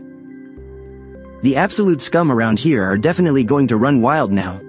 The killer didn't even bother hiding the body, tossing it into the river in broad daylight like that. It's a blatant show of power. You clutch that mid-grade lightning arrow talisman tight in your sleeve, and only then do you feel a tiny shred of safety. You need to boost your strength, and fast. Plus, you know your resources are running dangerously low. You know deep down, ever since the 100 Treasures Glazed Sutra hit the 3rd layer, the effects of the premium beast tooth rice have really started to wear off. You need higher quality spirit rice, but that quality upgrade trait hasn't shown up for half a year now. A flash of absolute resolve crosses your eyes. You decide to use your very last rapid ripening trait on those 3 acres of yin condensing flowers. You're going all in on this gamble, praying that it rolls a quality upgrade trait for you. A suffocating dread has also pressed down over the entire shantytown. The alleys are dead silent, with every single door locked up tight. Nobody even dares to step outside. Even with the Spirit Feather Sect stepping up their patrols, you only ever dare to move around in groups. But then again, these past few days, the spirit fields have actually become the safest place to be. Because Deacon GU is personally leading the patrols. His massive flying vessel hovers right over the spirit fields for half a day, every 3 days. That definitely gives you a lot of peace of mind. It looks like the Spirit Feather Sect doesn't want any slip-ups with their supply lines either. Over in your 3 acres of yin condensing flowers, you've already used up that rapid ripening trait. When you saw those emerald seedlings break through the soil, your heart was right in your throat. Right after that, you saw 3 sparkling, golden traits. You almost screamed out loud right then and there. Ancestral Bloodline Awakening. One time, you stared at those lines of text, making absolutely sure your eyes weren't playing tricks on you. You couldn't hold it back anymore, bursting into loud laughter in the middle of the empty spirit field. The bee control spell can guide spirit bees to pollinate the spirit plants. And this one evolves the spirit plant into its ancestral form. The quality upgrade didn't drop, but something way more insane did. You immediately pulled out that book of rare spirit plants, and frantically flipped to the page on Beast Tooth Rice. It was written plain as day. The ancestor of Beast Tooth Rice is a premium tier 1 spirit plant. Blood locust rice, a ruthless breed that's just a hair away from breaking into Tier 2. It massively boosts a cultivator's vitality, but those with unstable blood flow should use it with extreme caution. This stuff isn't just the absolute dream for body-refining cultivators, it's a sacred treasure for blood arts. Rumor has it that it went extinct in the cultivation world ages ago. Its growing conditions are even more brutal than the beast-tooth rice. It needs to be watered with the essence blood of demonic beasts. And takes 10 whole years to mature. You stared dead set at that ancestral bloodline trait. There was only one thought rushing through your head. You are an absolute lifesaver. Right now, you were out of the rapid ripening trait, so you could only sit around and wait for the next harvest of golden spirit rice. You wished upon every star and moon, and finally, in your golden spirit rice field, another rapid ripening trait popped up. Now, all you needed was the demonic beast essence blood. You paced back and forth in your small cabin, hunting demonic beasts yourself? No way, that was way too risky. Throwing money at the problem was definitely the safest bet. The butcher shop in Qingyang Market, you gritted your teeth and dropped 150 spirit stones. You bought 10 pounds of Tier 1 demonic beast essence blood. That should be enough, right? You headed back to the courtyard. First, you used the brand new ripening trait from the golden spirit rice field. To mature those 3 yin condensation flowers with traits, 3 leaves appeared in your sea of consciousness. It can trigger ancestral awakening in spirit plants, totally living up to its blue trait status. Just to be absolutely safe, you made another run to the gathering pavilion and threw down over 100 spirit stones at Manager Lau's place for a small concealment array. You weren't just going all in with your spirit stones, you were going all in with your traits, too. You even prepared to use your ultimate trump card, the advanced spirit rain spell. Everything was completely set. First, you rapidly ripened that batch of premium beast-tooth rice. Right when the seedlings sprouted, you immediately slapped them with the ancestral bloodline trait. The spirit plants before your eyes mutated wildly. Hundreds of bizarre, crimson plants grew out of control, replacing the original rice shoots, and with them, a dazzling golden trait appeared. All the leaves of the beast-tooth rice withered away, replaced by these thick, bamboo-like stalks. Hanging from them were strips of crimson spirit rice, looking just like blood leeches. You threw the rapid ripening trait at them. As expected of a premium Tier 1 spirit plant, it forced you to burn through 3 rapid ripening traits in a row, just to mature this batch of blood locust rice to 10 years. Next, you fired off the advanced spirit rain spell, mixing it with the demonic beast essence blood to water them. Man, this was definitely not something an early-stage chi condensation cultivator should be messing with. You had to burn 2 faint mana traits back-to-back just to keep yourself alive, all while under the concealment array above your head. A swirling vortex of dark clouds appeared out of nowhere, with lightning flashing and thunder roaring. Thank goodness there's a formation array to hide it, otherwise, the commotion would be way too big. The moment the blood locust rice touched the essence blood spirit rain, it actually started writhing eerily, like a living creature. The blood-red mist around the grains grew thicker and thicker. Under the tyrannical effect of the advanced spirit rain spell, the surrounding spiritual energy was sucked dry in an instant. Unbelievable. A whole new batch of spirit ears actually sprouted on the branches of the blood locust rice. You didn't waste this chance either, locking the spell-casting insights of the advanced spirit rain spell firmly into your memory. Finally, the blood locust rice was fully mature. It had consumed so much that only 2 traits were left, the bee-taming spell and faint vitality. You carefully harvested the spirit rice, and then completely wiped away every single trace in the courtyard. Absolutely no one else can find out about this. Staring at that pile of spirit rice in your storage bag, as crimson as blood, your heart pounded wildly with thrill. You licked your lips, unable to hold back a creeping smile. This legendary blood locust rice. I wonder what it actually tastes like. Full of anticipation, you lifted a bowl of the cooked rice. Boom, a majestic surge of blood vitality erupted like a volcano, rushing straight to the crown of your head.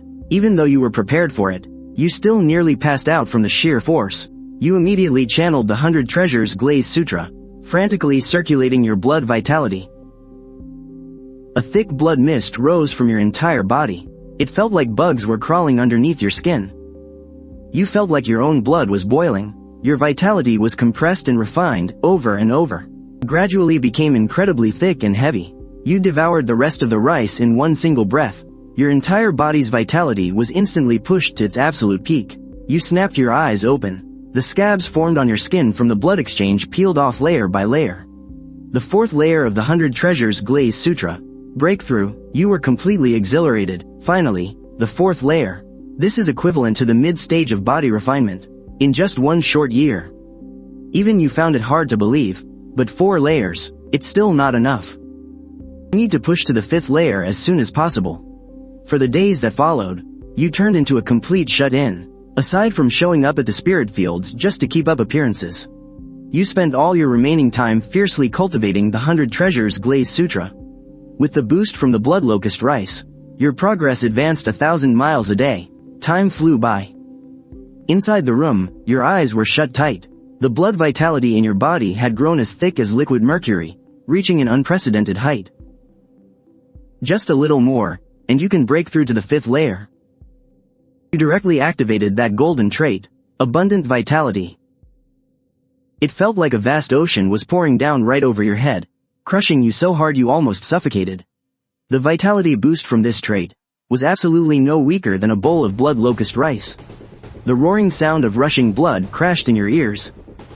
The inside of your body felt as if it had turned into a boundless sea of blood. A monstrous wave surged up, instantly swallowing your consciousness. Boom, an explosion rang out in your mind. The power of vitality in your body underwent yet another metamorphosis, frantically strengthening your physical body. A layer of glass like precious light slowly emerged from beneath your skin. Like a form-fitting robe, it covered every single inch of your skin. The moment that treasure armor formed, it meant you officially broke through to the 5th level of the 100 Treasures Glaze Scripture. Your body tempering had undergone a complete evolution. Your current strength. You casually grabbed the Azure Spirit Sword and slashed it hard across your own arm. It only left a faint white mark on your skin. Ordinary magical weapons couldn't even scratch you anymore. An unprecedented sense of security washed over you. This glaze armor can even block spells. The 5th level is actually this badass. Everything in that manual was totally true. The first 5 levels are done. I need to get the final 4 levels of that technique from fellow Taoist Ruan as soon as possible. You were filled with an intense anticipation for what was to come. You completely concealed your vital energy. You still looked like that slightly tanned, ordinary spirit farmer, but your entire aura was completely different now. Your gaze was restrained, yet incredibly sharp. Now, finally, I have some ability to protect myself in this chaotic world. I guess this counts as my very first trump card since arriving here. Your nerves, completely frayed by those rogue cultivators, finally relaxed a bit. Just 2 months left, and your 1 acre of beast-tooth rice would finally be ready for harvest. It wouldn't just buy you the rest of the technique, it would also promote you to a Tier 1 low-grade spirit planter. You'd get to enjoy a 50% tax cut, and both your status and income would shoot way up. But, getting that promotion meant you still had to pass the spirit plant knowledge exam. You absolutely had to nail this.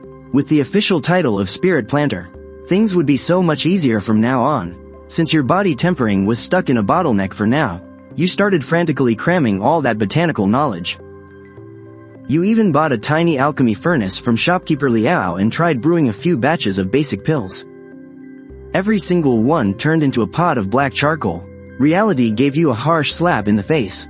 Looks like just reading books without a proper teacher really doesn't work. You stared blankly at the pot of ruined dregs. You could only hope that when the yin condensing flowers finally bloomed, Alchemist Sue might give you a few actual pointers. Standing under a large tree near the spirit fields, you stared up at an earthy yellow beehive the size of a pot lid. Thousands of snow-white bees buzzed frantically around the hive. These were the 4-winged frost bees, completely unique to the Cloud Wasteland Marsh. Their stingers could temporarily paralyze a cultivator's magic, but you didn't even consider them a threat anymore. You were just searching for the queen bee, getting ready to cast the bee control art. You sent a pulse toward the bottom right corner of the hive, and the bee control art in your mind's eye activated instantly. Deep inside the nest, a queen bee 5 times the size of a normal bee gave a violent shudder. A flash of confusion crossed its eyes. You could clearly feel a mental link snapping into place between you and the queen. The entire colony of frost bees swarmed out in full force. They made a beeline straight for your 3 acres of yin condensing flowers. The effect was absolutely mind-blowing. Hell yes, it actually worked. You immediately ordered the swarm to start pollinating the field. In no time, those 3 acres of yin condensing flowers were absolutely swarming with busy frost bees. You nodded with deep satisfaction. Alchemist Sue had originally only asked for a 10% survival rate. But you just cranked that survival rate all the way up to 90%. Once these 7 days of pollination were over, the quality was going to be flawless. With over 300 yin condensing flowers, at 5 spirit stones a pop, that was a massive payday of over 1,000 spirit stones. It's definitely time to start expanding into spirit herbs and medicine. 7 days later, the yin condensation flowers gave off a rich, sweet fragrance. You sent a message talisman to Alchemist Sue. Carrying a small bamboo basket on his back, he walked over at a leisurely pace. But the moment he saw those 3 acres of blooming yin condensation flowers, his calm composure vanished instantly. His expression turned absolutely priceless. Did you grow all of this? He asked, pointing at the spirit field. His eyes were full of absolute disbelief. You just chuckled, and told him it was just a fluke. Alchemist Sue shot you a glare. Do you take me for a fool? He huffed. There's no way it's just a coincidence. Saying that, he carefully plucked a single stalk. Nodded approvingly at its top-tier quality. He looked you up and down once more. Fellow Taoist Chin, with such incredible talent for spiritual planting, being a mere spirit farmer here. You gave a wry smile and waved him off, insisting it was really just blind luck. With this many yin condensation flowers, I owe you a massive favor. He finally sighed and said, I'm the kind of guy who absolutely hates owing favors. I'll let you watch while I refine pills. I won't hold your hand and teach you step by step. So how much you pick up is entirely up to you. What do you say? Hearing this, your heart nearly burst with wild joy. After toiling away for a whole year, wasn't this exactly what you were waiting for? You still couldn't forget the taste of those 2 spirit gathering pills. You dreamt of brewing them yourself. Then it would be rude of me to refuse. You immediately cupped your hands in thanks, and the 2 of you started harvesting. A total of 320 stalks. He gave you 32 of them, and even reminded you. Remember to keep them in a jade box, or their medicinal properties will completely fade away. Alchemist Sue took his leave, promising to let you know when he started refining. Instead, you released that swarm of frost bees back to where you found them. They'd come in handy for growing spirit herbs later. You figured you'd buy a spirit beast bag some other day to officially collect them. 2 days later, the spirit rice was fully ripe. Deacon Gu brought his men to collect the harvest, as usual. That 1 acre of beast fang rice of yours naturally became the absolute center of attention. Du Haifu shouted over to you, golden spirit rice, 12 shi and 80 jin. Beast fang rice, 4 shi and 10 jin. He sidled up to you with a wide grin, his attitude taking a complete 180-degree turn. A completely successful harvest of beast fang rice. It took you a second to adjust. This guy always used to call you Little Chin. You gave a polite reply, I'll be counting on your guidance in the future, Supervisor Du. Du Haifu then handed you a wooden token, explaining it was your ID tag for the spirit planter exam. You can head over to the market anytime to take the test. Let me be the first to congratulate fellow Taoist Chin on stepping into the ranks of Tier 1 spirit planters. You still had over 600 jin of golden spirit rice and 210 jin of beast fang rice left over. That would be another hefty sum of cash. Little Chin, remember our deal? Old Kai the Ninth was drooling with envy as he scurried over, winking playfully. It's about time you treated me to a massive feast at Juzan Pavilion. You also need to go to shopkeeper Laos to sell the rice, and drop by the Ruan family estate while you're at it. You've got to get your hands on the last 4 levels of the 100 Treasures Glaze Sutra. Over at the Qingyang Market, inside a private room at the Gathering Pavilion, you ordered a full table of fine wine and rich dishes. You and old Nine Kai were happily stuffing your faces, while shopkeeper Liao sat by with a huge smile, keeping the drinks flowing. His mind was racing, calculating the profits. He knew very well That your beast tooth rice was the real main course today. After a few rounds of drinks, shopkeeper Liao rubbed his hands together, finally unable to hold back any longer. You tossed back your cup of wine, then took your sweet time pulling out the spirit rice. Over 500 pounds of golden spirit rice, and exactly 100 pounds of beast tooth rice. Shopkeeper Liao's eyes instantly lit up. He completely ignored the golden spirit rice, and locked his gaze right onto the bag of beast tooth rice. He scooped up a few grains, studying them closely. The excitement on his face grew more and more obvious. The quality of your beast tooth rice is absolutely exceptional. It's almost top tier. He knew that if he played his cards right with this batch, the profits could easily quadruple. Getting on your good side meant he'd secure an exclusive supplier. Shopkeeper Liao made up his mind. Fellow Taoist Chin, for this batch of beast tooth rice, I'll pay 20% over the market price. That's 6 spirit stones per pound. What do you say? You didn't agree right away. So he quickly pulled out a jade token from his storage bag. This is a VIP discount token for the Gathering Pavilion. From now on, whenever you spend at any of our branches. Only then did you give him a nod. Deal. Shopkeeper Liao was thrilled. He immediately weighed everything and tallied up the bill. 510 pounds of golden spirit rice. That's 170 spirit stones. 105 pounds of beast tooth rice. That comes out to 630 spirit stones. That's a grand total of 800 low-grade spirit stones. Banking 800 spirit stones all at once instantly made you feel like $1 million. Old Nine Kai's eyes nearly popped out of his head. Once the deal was done, you casually asked, "Anything big happening around the market lately?" Shopkeeper Liao lowered his voice. The Spirit Feather Sex teleportation array is still undergoing emergency repairs. I'm guessing it won't be fixed anytime soon. You nodded, keeping that little detail in mind. For the meal, Shopkeeper Liao generously knocked 20% off the bill. And even threw in a complimentary pot of spirit wine, giving you plenty of face. After leaving the Gathering Pavilion, you and Old Nine Kai went your separate ways. You headed over to the Deacon Hall all by yourself. The deacon in charge of assessments stamped your wooden ID token with a magical seal. On the back of the token, a single leaf on the spirit plant carving lit up. It was official. You were now a rank 1 low-grade spirit plant master. Your status had finally leveled up. You strolled down the market street, casually flipping the wooden token in your hand. A female cultivator strutted over and tried to strike up a conversation, asking if you wanted some company. She scoffed and spat in annoyance. But you couldn't care less and just kept walking. You arrived at the Ruan family estate, right near the heart of the market. It was a fully independent, private courtyard. You asked around while you were at it, and found out that even the worst courtyards here rent for 300 spirit stones a year.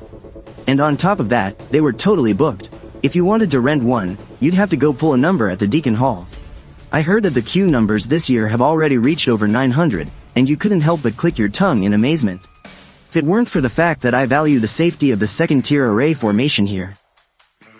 Upon arriving at the entrance of the Ruan family mansion, you knocked on the door for a long time. You had no choice but to send fellow Taoist Ruan a message talisman.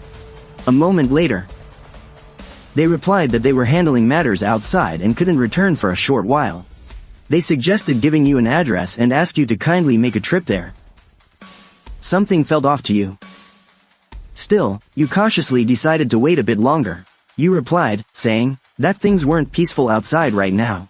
You asked them to let you know when they returned, and that would be fine. Fellow Taoist Ruan had gone out again. You never would have thought you'd make another wasted trip. Having experienced the power of the 100 Treasures Glazed Sutra, you were truly itching to get your hands on the remaining cultivation techniques. But you could only wait again. It wasn't good to act rashly. You casually strolled around the market, buying a spirit beast pouch and some meat. Before returning to the shanty town, the next day, you prepared a fragrant breakfast of golden spirit rice and monster beast meat. Just as you were about to dig in, the knocking sound came again. You peered out through the peephole. It was a neighbor you didn't interact with much. Out of politeness, you still invited them in. They said they heard fellow Taoist Chin had become a first-tier spirit planter, and had specially come to offer congratulations. They also carried a small bag with a gift, saying it was a small token. Since they were so enthusiastic, you found it hard to refuse. You thanked them and accepted it. However, as soon as the neighbor's gaze swept over the spirit rice and monster beast meat on your table, they practically drooled with envy. After a few pleasantries, they tactfully took their leave. "What's going on today?" you muttered, then peered through the peephole again. It almost gave you a fright. It was none other than your female neighbor, Lee Yunli. She was wearing exquisite makeup today, and carried a small bag in her hand. Seeing her like this, you actually felt a sense of relief. You figured she was also here for a social visit, and not for anything else. Lee Yunli entered the house and offered her congratulations. After a brief chat, she left. However, her face, no matter how much powder she put on, it couldn't hide the weariness underneath. It seemed she still hadn't gotten over old Long's death. You didn't try to keep her. She only left you with a melancholic and complex look. Over the next few days, people kept showing up at your door, one after another. And it was giving you a headache. You absolutely detested such social obligations. But since they were bringing gifts to your door, it wouldn't be right to just turn them away. You could only thank each one of them. As you were cultivating on your meditation mat, your message talisman suddenly lit up.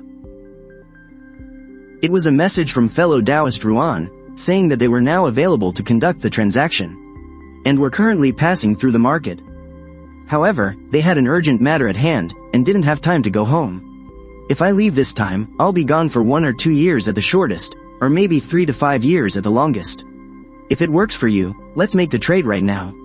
Right after that, he added another message, telling you not to worry. He said he just bumped into some familiar faces from the patrol team. You hesitated for a moment. He told you to meet on the road heading east from the market.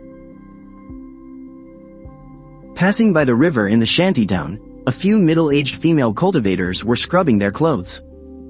You couldn't even be bothered to say hello. Their sour words drifted over to your ears. "He's just a first-tier spirit plant master, what's the big deal?" You couldn't be bothered to argue with them. In the time it takes to finish a cup of tea, you arrived at the location Taoist Ruan mentioned. First, you crouched in the tall grass from a distance and watched for a while. Several silhouettes were standing over there. You squinted and took a closer look. Those 2 guys from the patrol team were actually familiar faces. They came to patrol the shantytown all the time. With that, the last shred of doubt in your heart completely vanished. You walked straight over to them. The moment Taoist Ruan saw you, he immediately hurried over to welcome you with a huge smile. He cupped his hands politely toward the 2 patrol envoys, saying he had to handle a little personal business and would be right back. He mentioned that he had been incredibly busy lately. Then he got straight to the point. "Did you bring the stuff?" he asked, his face full of anticipation. "Your beast tooth rice should be ripe by now, right?"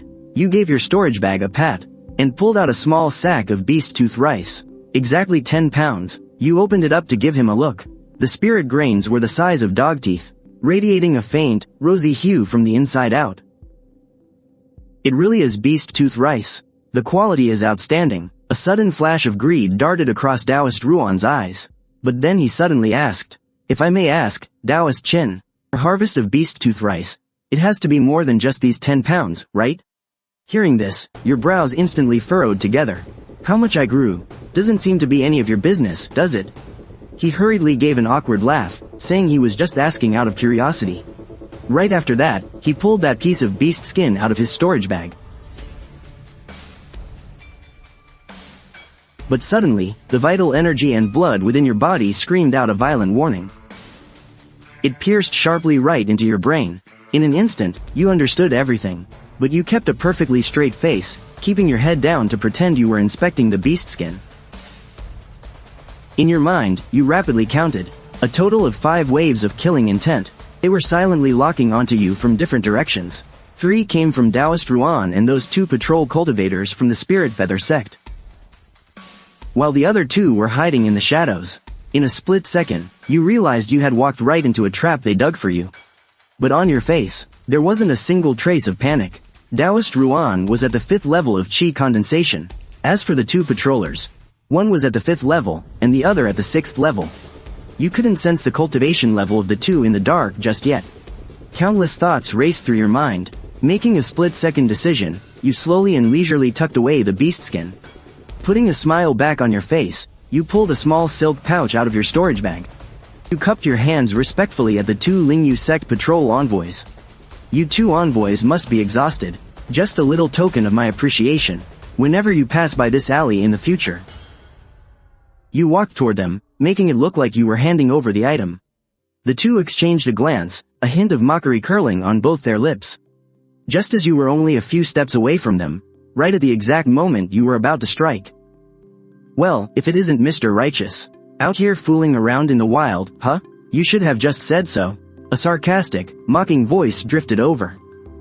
It was actually that seductive woman in the green dress from the brothel. Standing next to her was a heavily bearded brute. Both of them were radiating intense killing intent. They were a gang of bandit cultivators. This kid is a freaking coward. Fellow cultivator Ruan dropped the act entirely at this point. Tried to bait him out several times, but he just wouldn't bite. If we hadn't asked the two patrol envoys to take a risk. The bearded brute rumbled in a heavy, muffled voice. That patrol envoy at the 5th level of chi condensation sneered, completely looking down on a level 3 spirit farmer like you. They had already surrounded you completely. Your legs bent sharply, and you shot upward like a cannonball. You slapped your storage bag backhanded. You originally meant to grab your cyan spirit magic sword. You accidentally grabbed a spirit shovel used for tilling soil. No time to care about that now. Blood chi instantly surged into the spirit shovel. The muscles in your arms bulged like steel cables, aiming right at the closest level 5 chi condensation patrol envoy.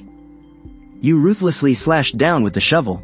The patrol envoy was startled by your speed. He only felt a blur before his eyes, and you were already right in his face. Not daring to act arrogant anymore, he hurriedly formed hand seals. A blue magic shield instantly covered his whole body, but with just one hit, his mana shield, under the crushing force of your shovel. Panic flashed across his face. He hurriedly activated a golden light protection talisman. Another layer of golden shielding rose around his body. But the golden light protection talisman couldn't even hold on for a single breath. Letting you close the distance, that patrol envoy practically offered his neck right to the edge of your shovel. It pierced straight through. He clutched his bleeding neck and collapsed to the ground, his body twitching a few times. In just one encounter, a highly arrogant level 5 chi condensation cultivator was instantly killed by you. The 4 people surrounding you were all completely dumbfounded. Oh shit, he's a body cultivator. The other patrol envoy, at the 6th level of chi condensation, reacted the fastest. While leaping backward, he had already fired a mid-tier windblade spell right at you. The blood chi in your body erupted completely. A glazed treasure armor instantly covered you. The mid-tier windblade slashed ruthlessly against your chest with a muffled thud. But it didn't even scratch your skin. That patrol envoy's eyes almost popped out of his head. Fellow cultivator Ruan and the other 2 also snapped out of it. They hurled their magic artifacts at you from behind like maniacs. You completely ignored the attacks at your back. Your eyes locked in a death stare on that level 6 chi condensation patrol envoy. The man hurriedly summoned a pitch-black buckler artifact to block his front. Your spirit shovel smashed violently into the buckler. Sparks flew everywhere.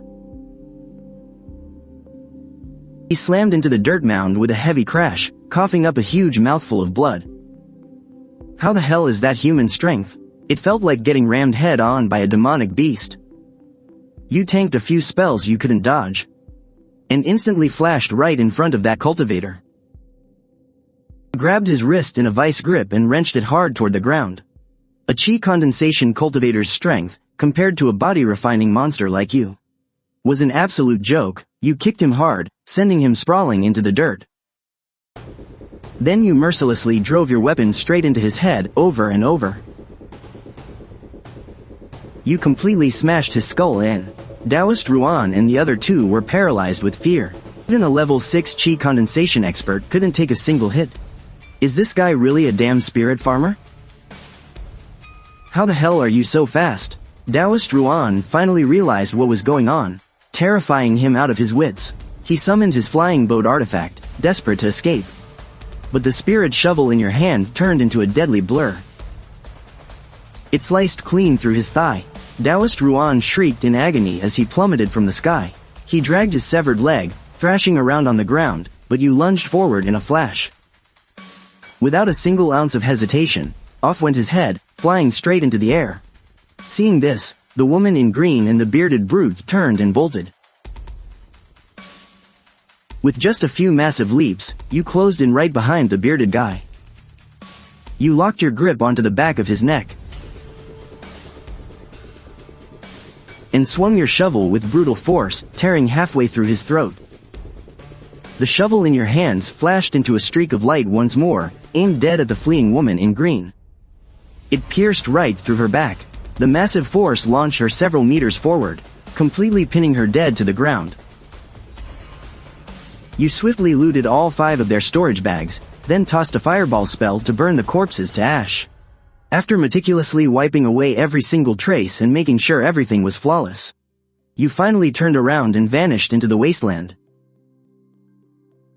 Later, you started tallying up your loot. From the 2 Spirit Feather Sect cultivators, you scored over 500 spirit stones combined. There were also 2 mid-grade talismans they didn't get to use, and that black circular shield you had cracked open, which could still be used after some repairs. As for the other 3, they scraped together over 600 spirit stones, plus some low-grade junk. You walked away with over 1,000 spirit stones alone. Sure enough, robbing and looting is the fastest way to get rich. You couldn't help but sigh in satisfaction. You pocketed all the valuables and torched the rest of the garbage with a single fireball. Only then did you start piecing things together. Chances are, Taoist Ruan was after your beast tooth rice and dragged in some hired muscle at the last second. To think that people from the Spirit Feather sect were actually running with rogue bandits. The rabbit hole on this one must go incredibly deep. Well, as long as it didn't mess with you, whatever. If you hadn't just broken through to level 5 of body refining, you'd be the one getting your storage bag looted right now. The atmosphere back in the shanty town grew incredibly tense. 2 patrolmen from the Spirit Feather sect had been killed. That was basically a massive slap in the face to their entire sect. The whole market area was put under strict lockdown and investigation. These rogue bandits are getting way too arrogant. They're even killing off Spirit Feather sect members now. Listening to the gossip in the alleys, your mouth twitched into a smirk. You just picked up your spirit hoe. Heading out to work, you finished tilling your 5 acres of land. And conveniently till Alchemist Sus 3 acres as well. You collect that nest of 4-winged frost bees from the tree into your spirit beast bag. They'll come in handy for growing spirit herbs later. Right then, a message from Alchemist Su arrives. He's about to start the furnace and refine pills. It's finally happening. You immediately rush over to Alchemist Sus courtyard. Alchemist Su is already making preparations. This time, I'll be refining a tier 1 high-grade pill. The marrow cleansing pill. Even though you had your suspicions, you still can't help but be shocked right now. He's trying to break through to become a high-grade alchemist right here on the spot.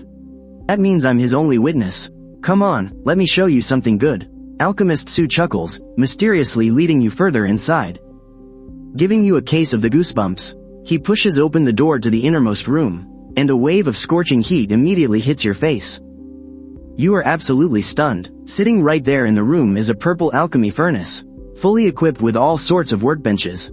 But what shocks you the most is, it's actually connected to earth fire. This is a complete, fully functional alchemy room, damn it.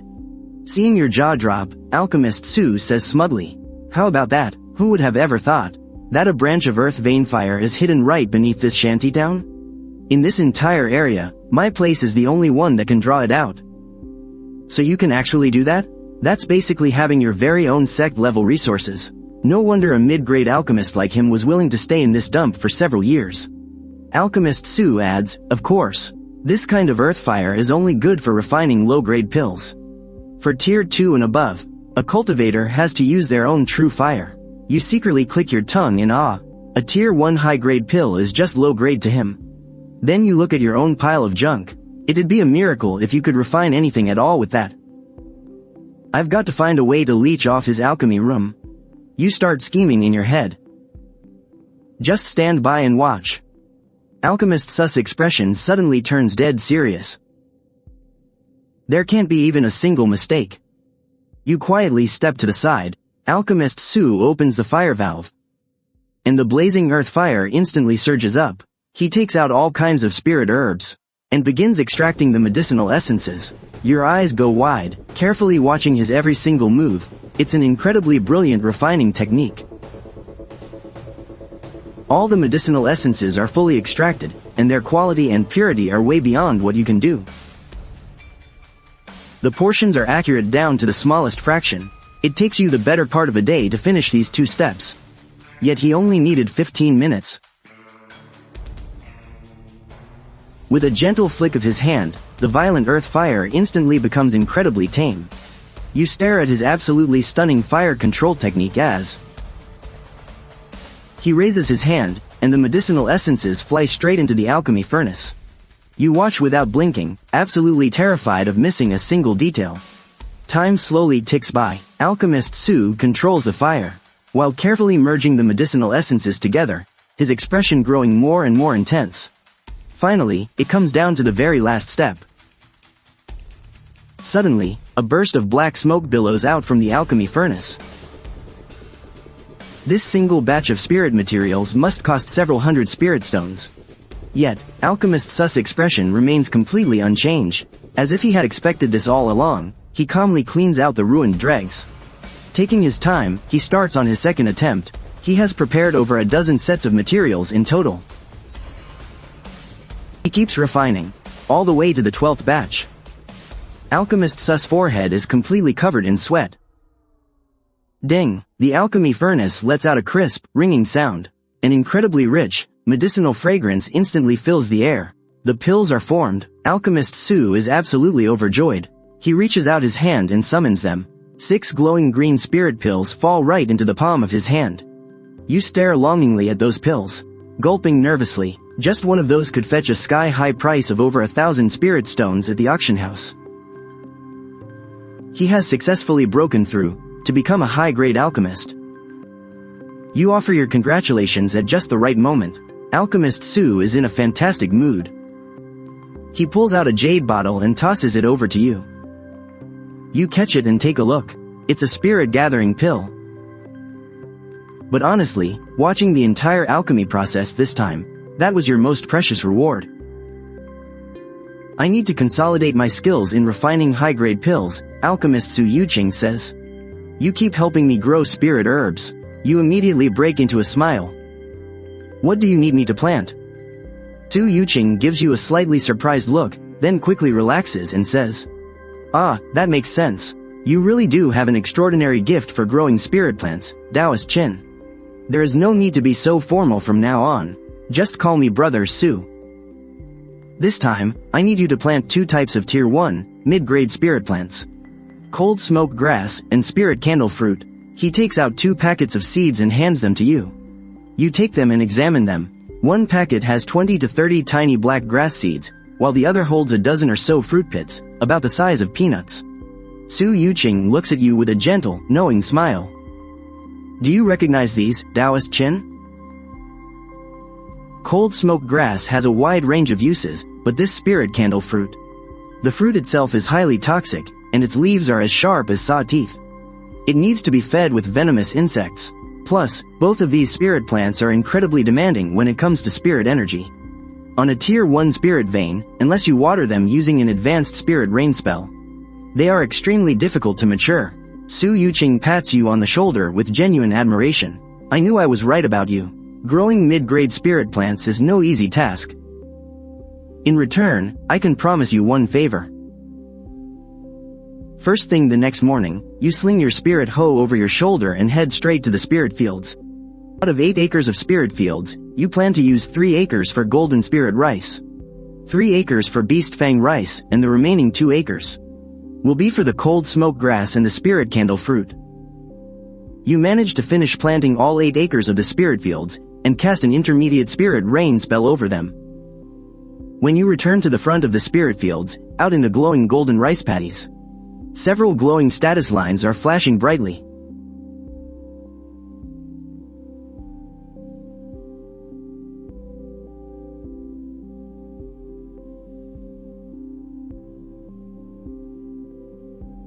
And over in the 2 newly tilled acres, 3 new status lines have also appeared. Accelerate growth times 5, current maturity, 2%. Item name, Spirit Candle Fruit, attribute, regenerating spirit seed times 3, current maturity, 2%, regenerating spirit seed,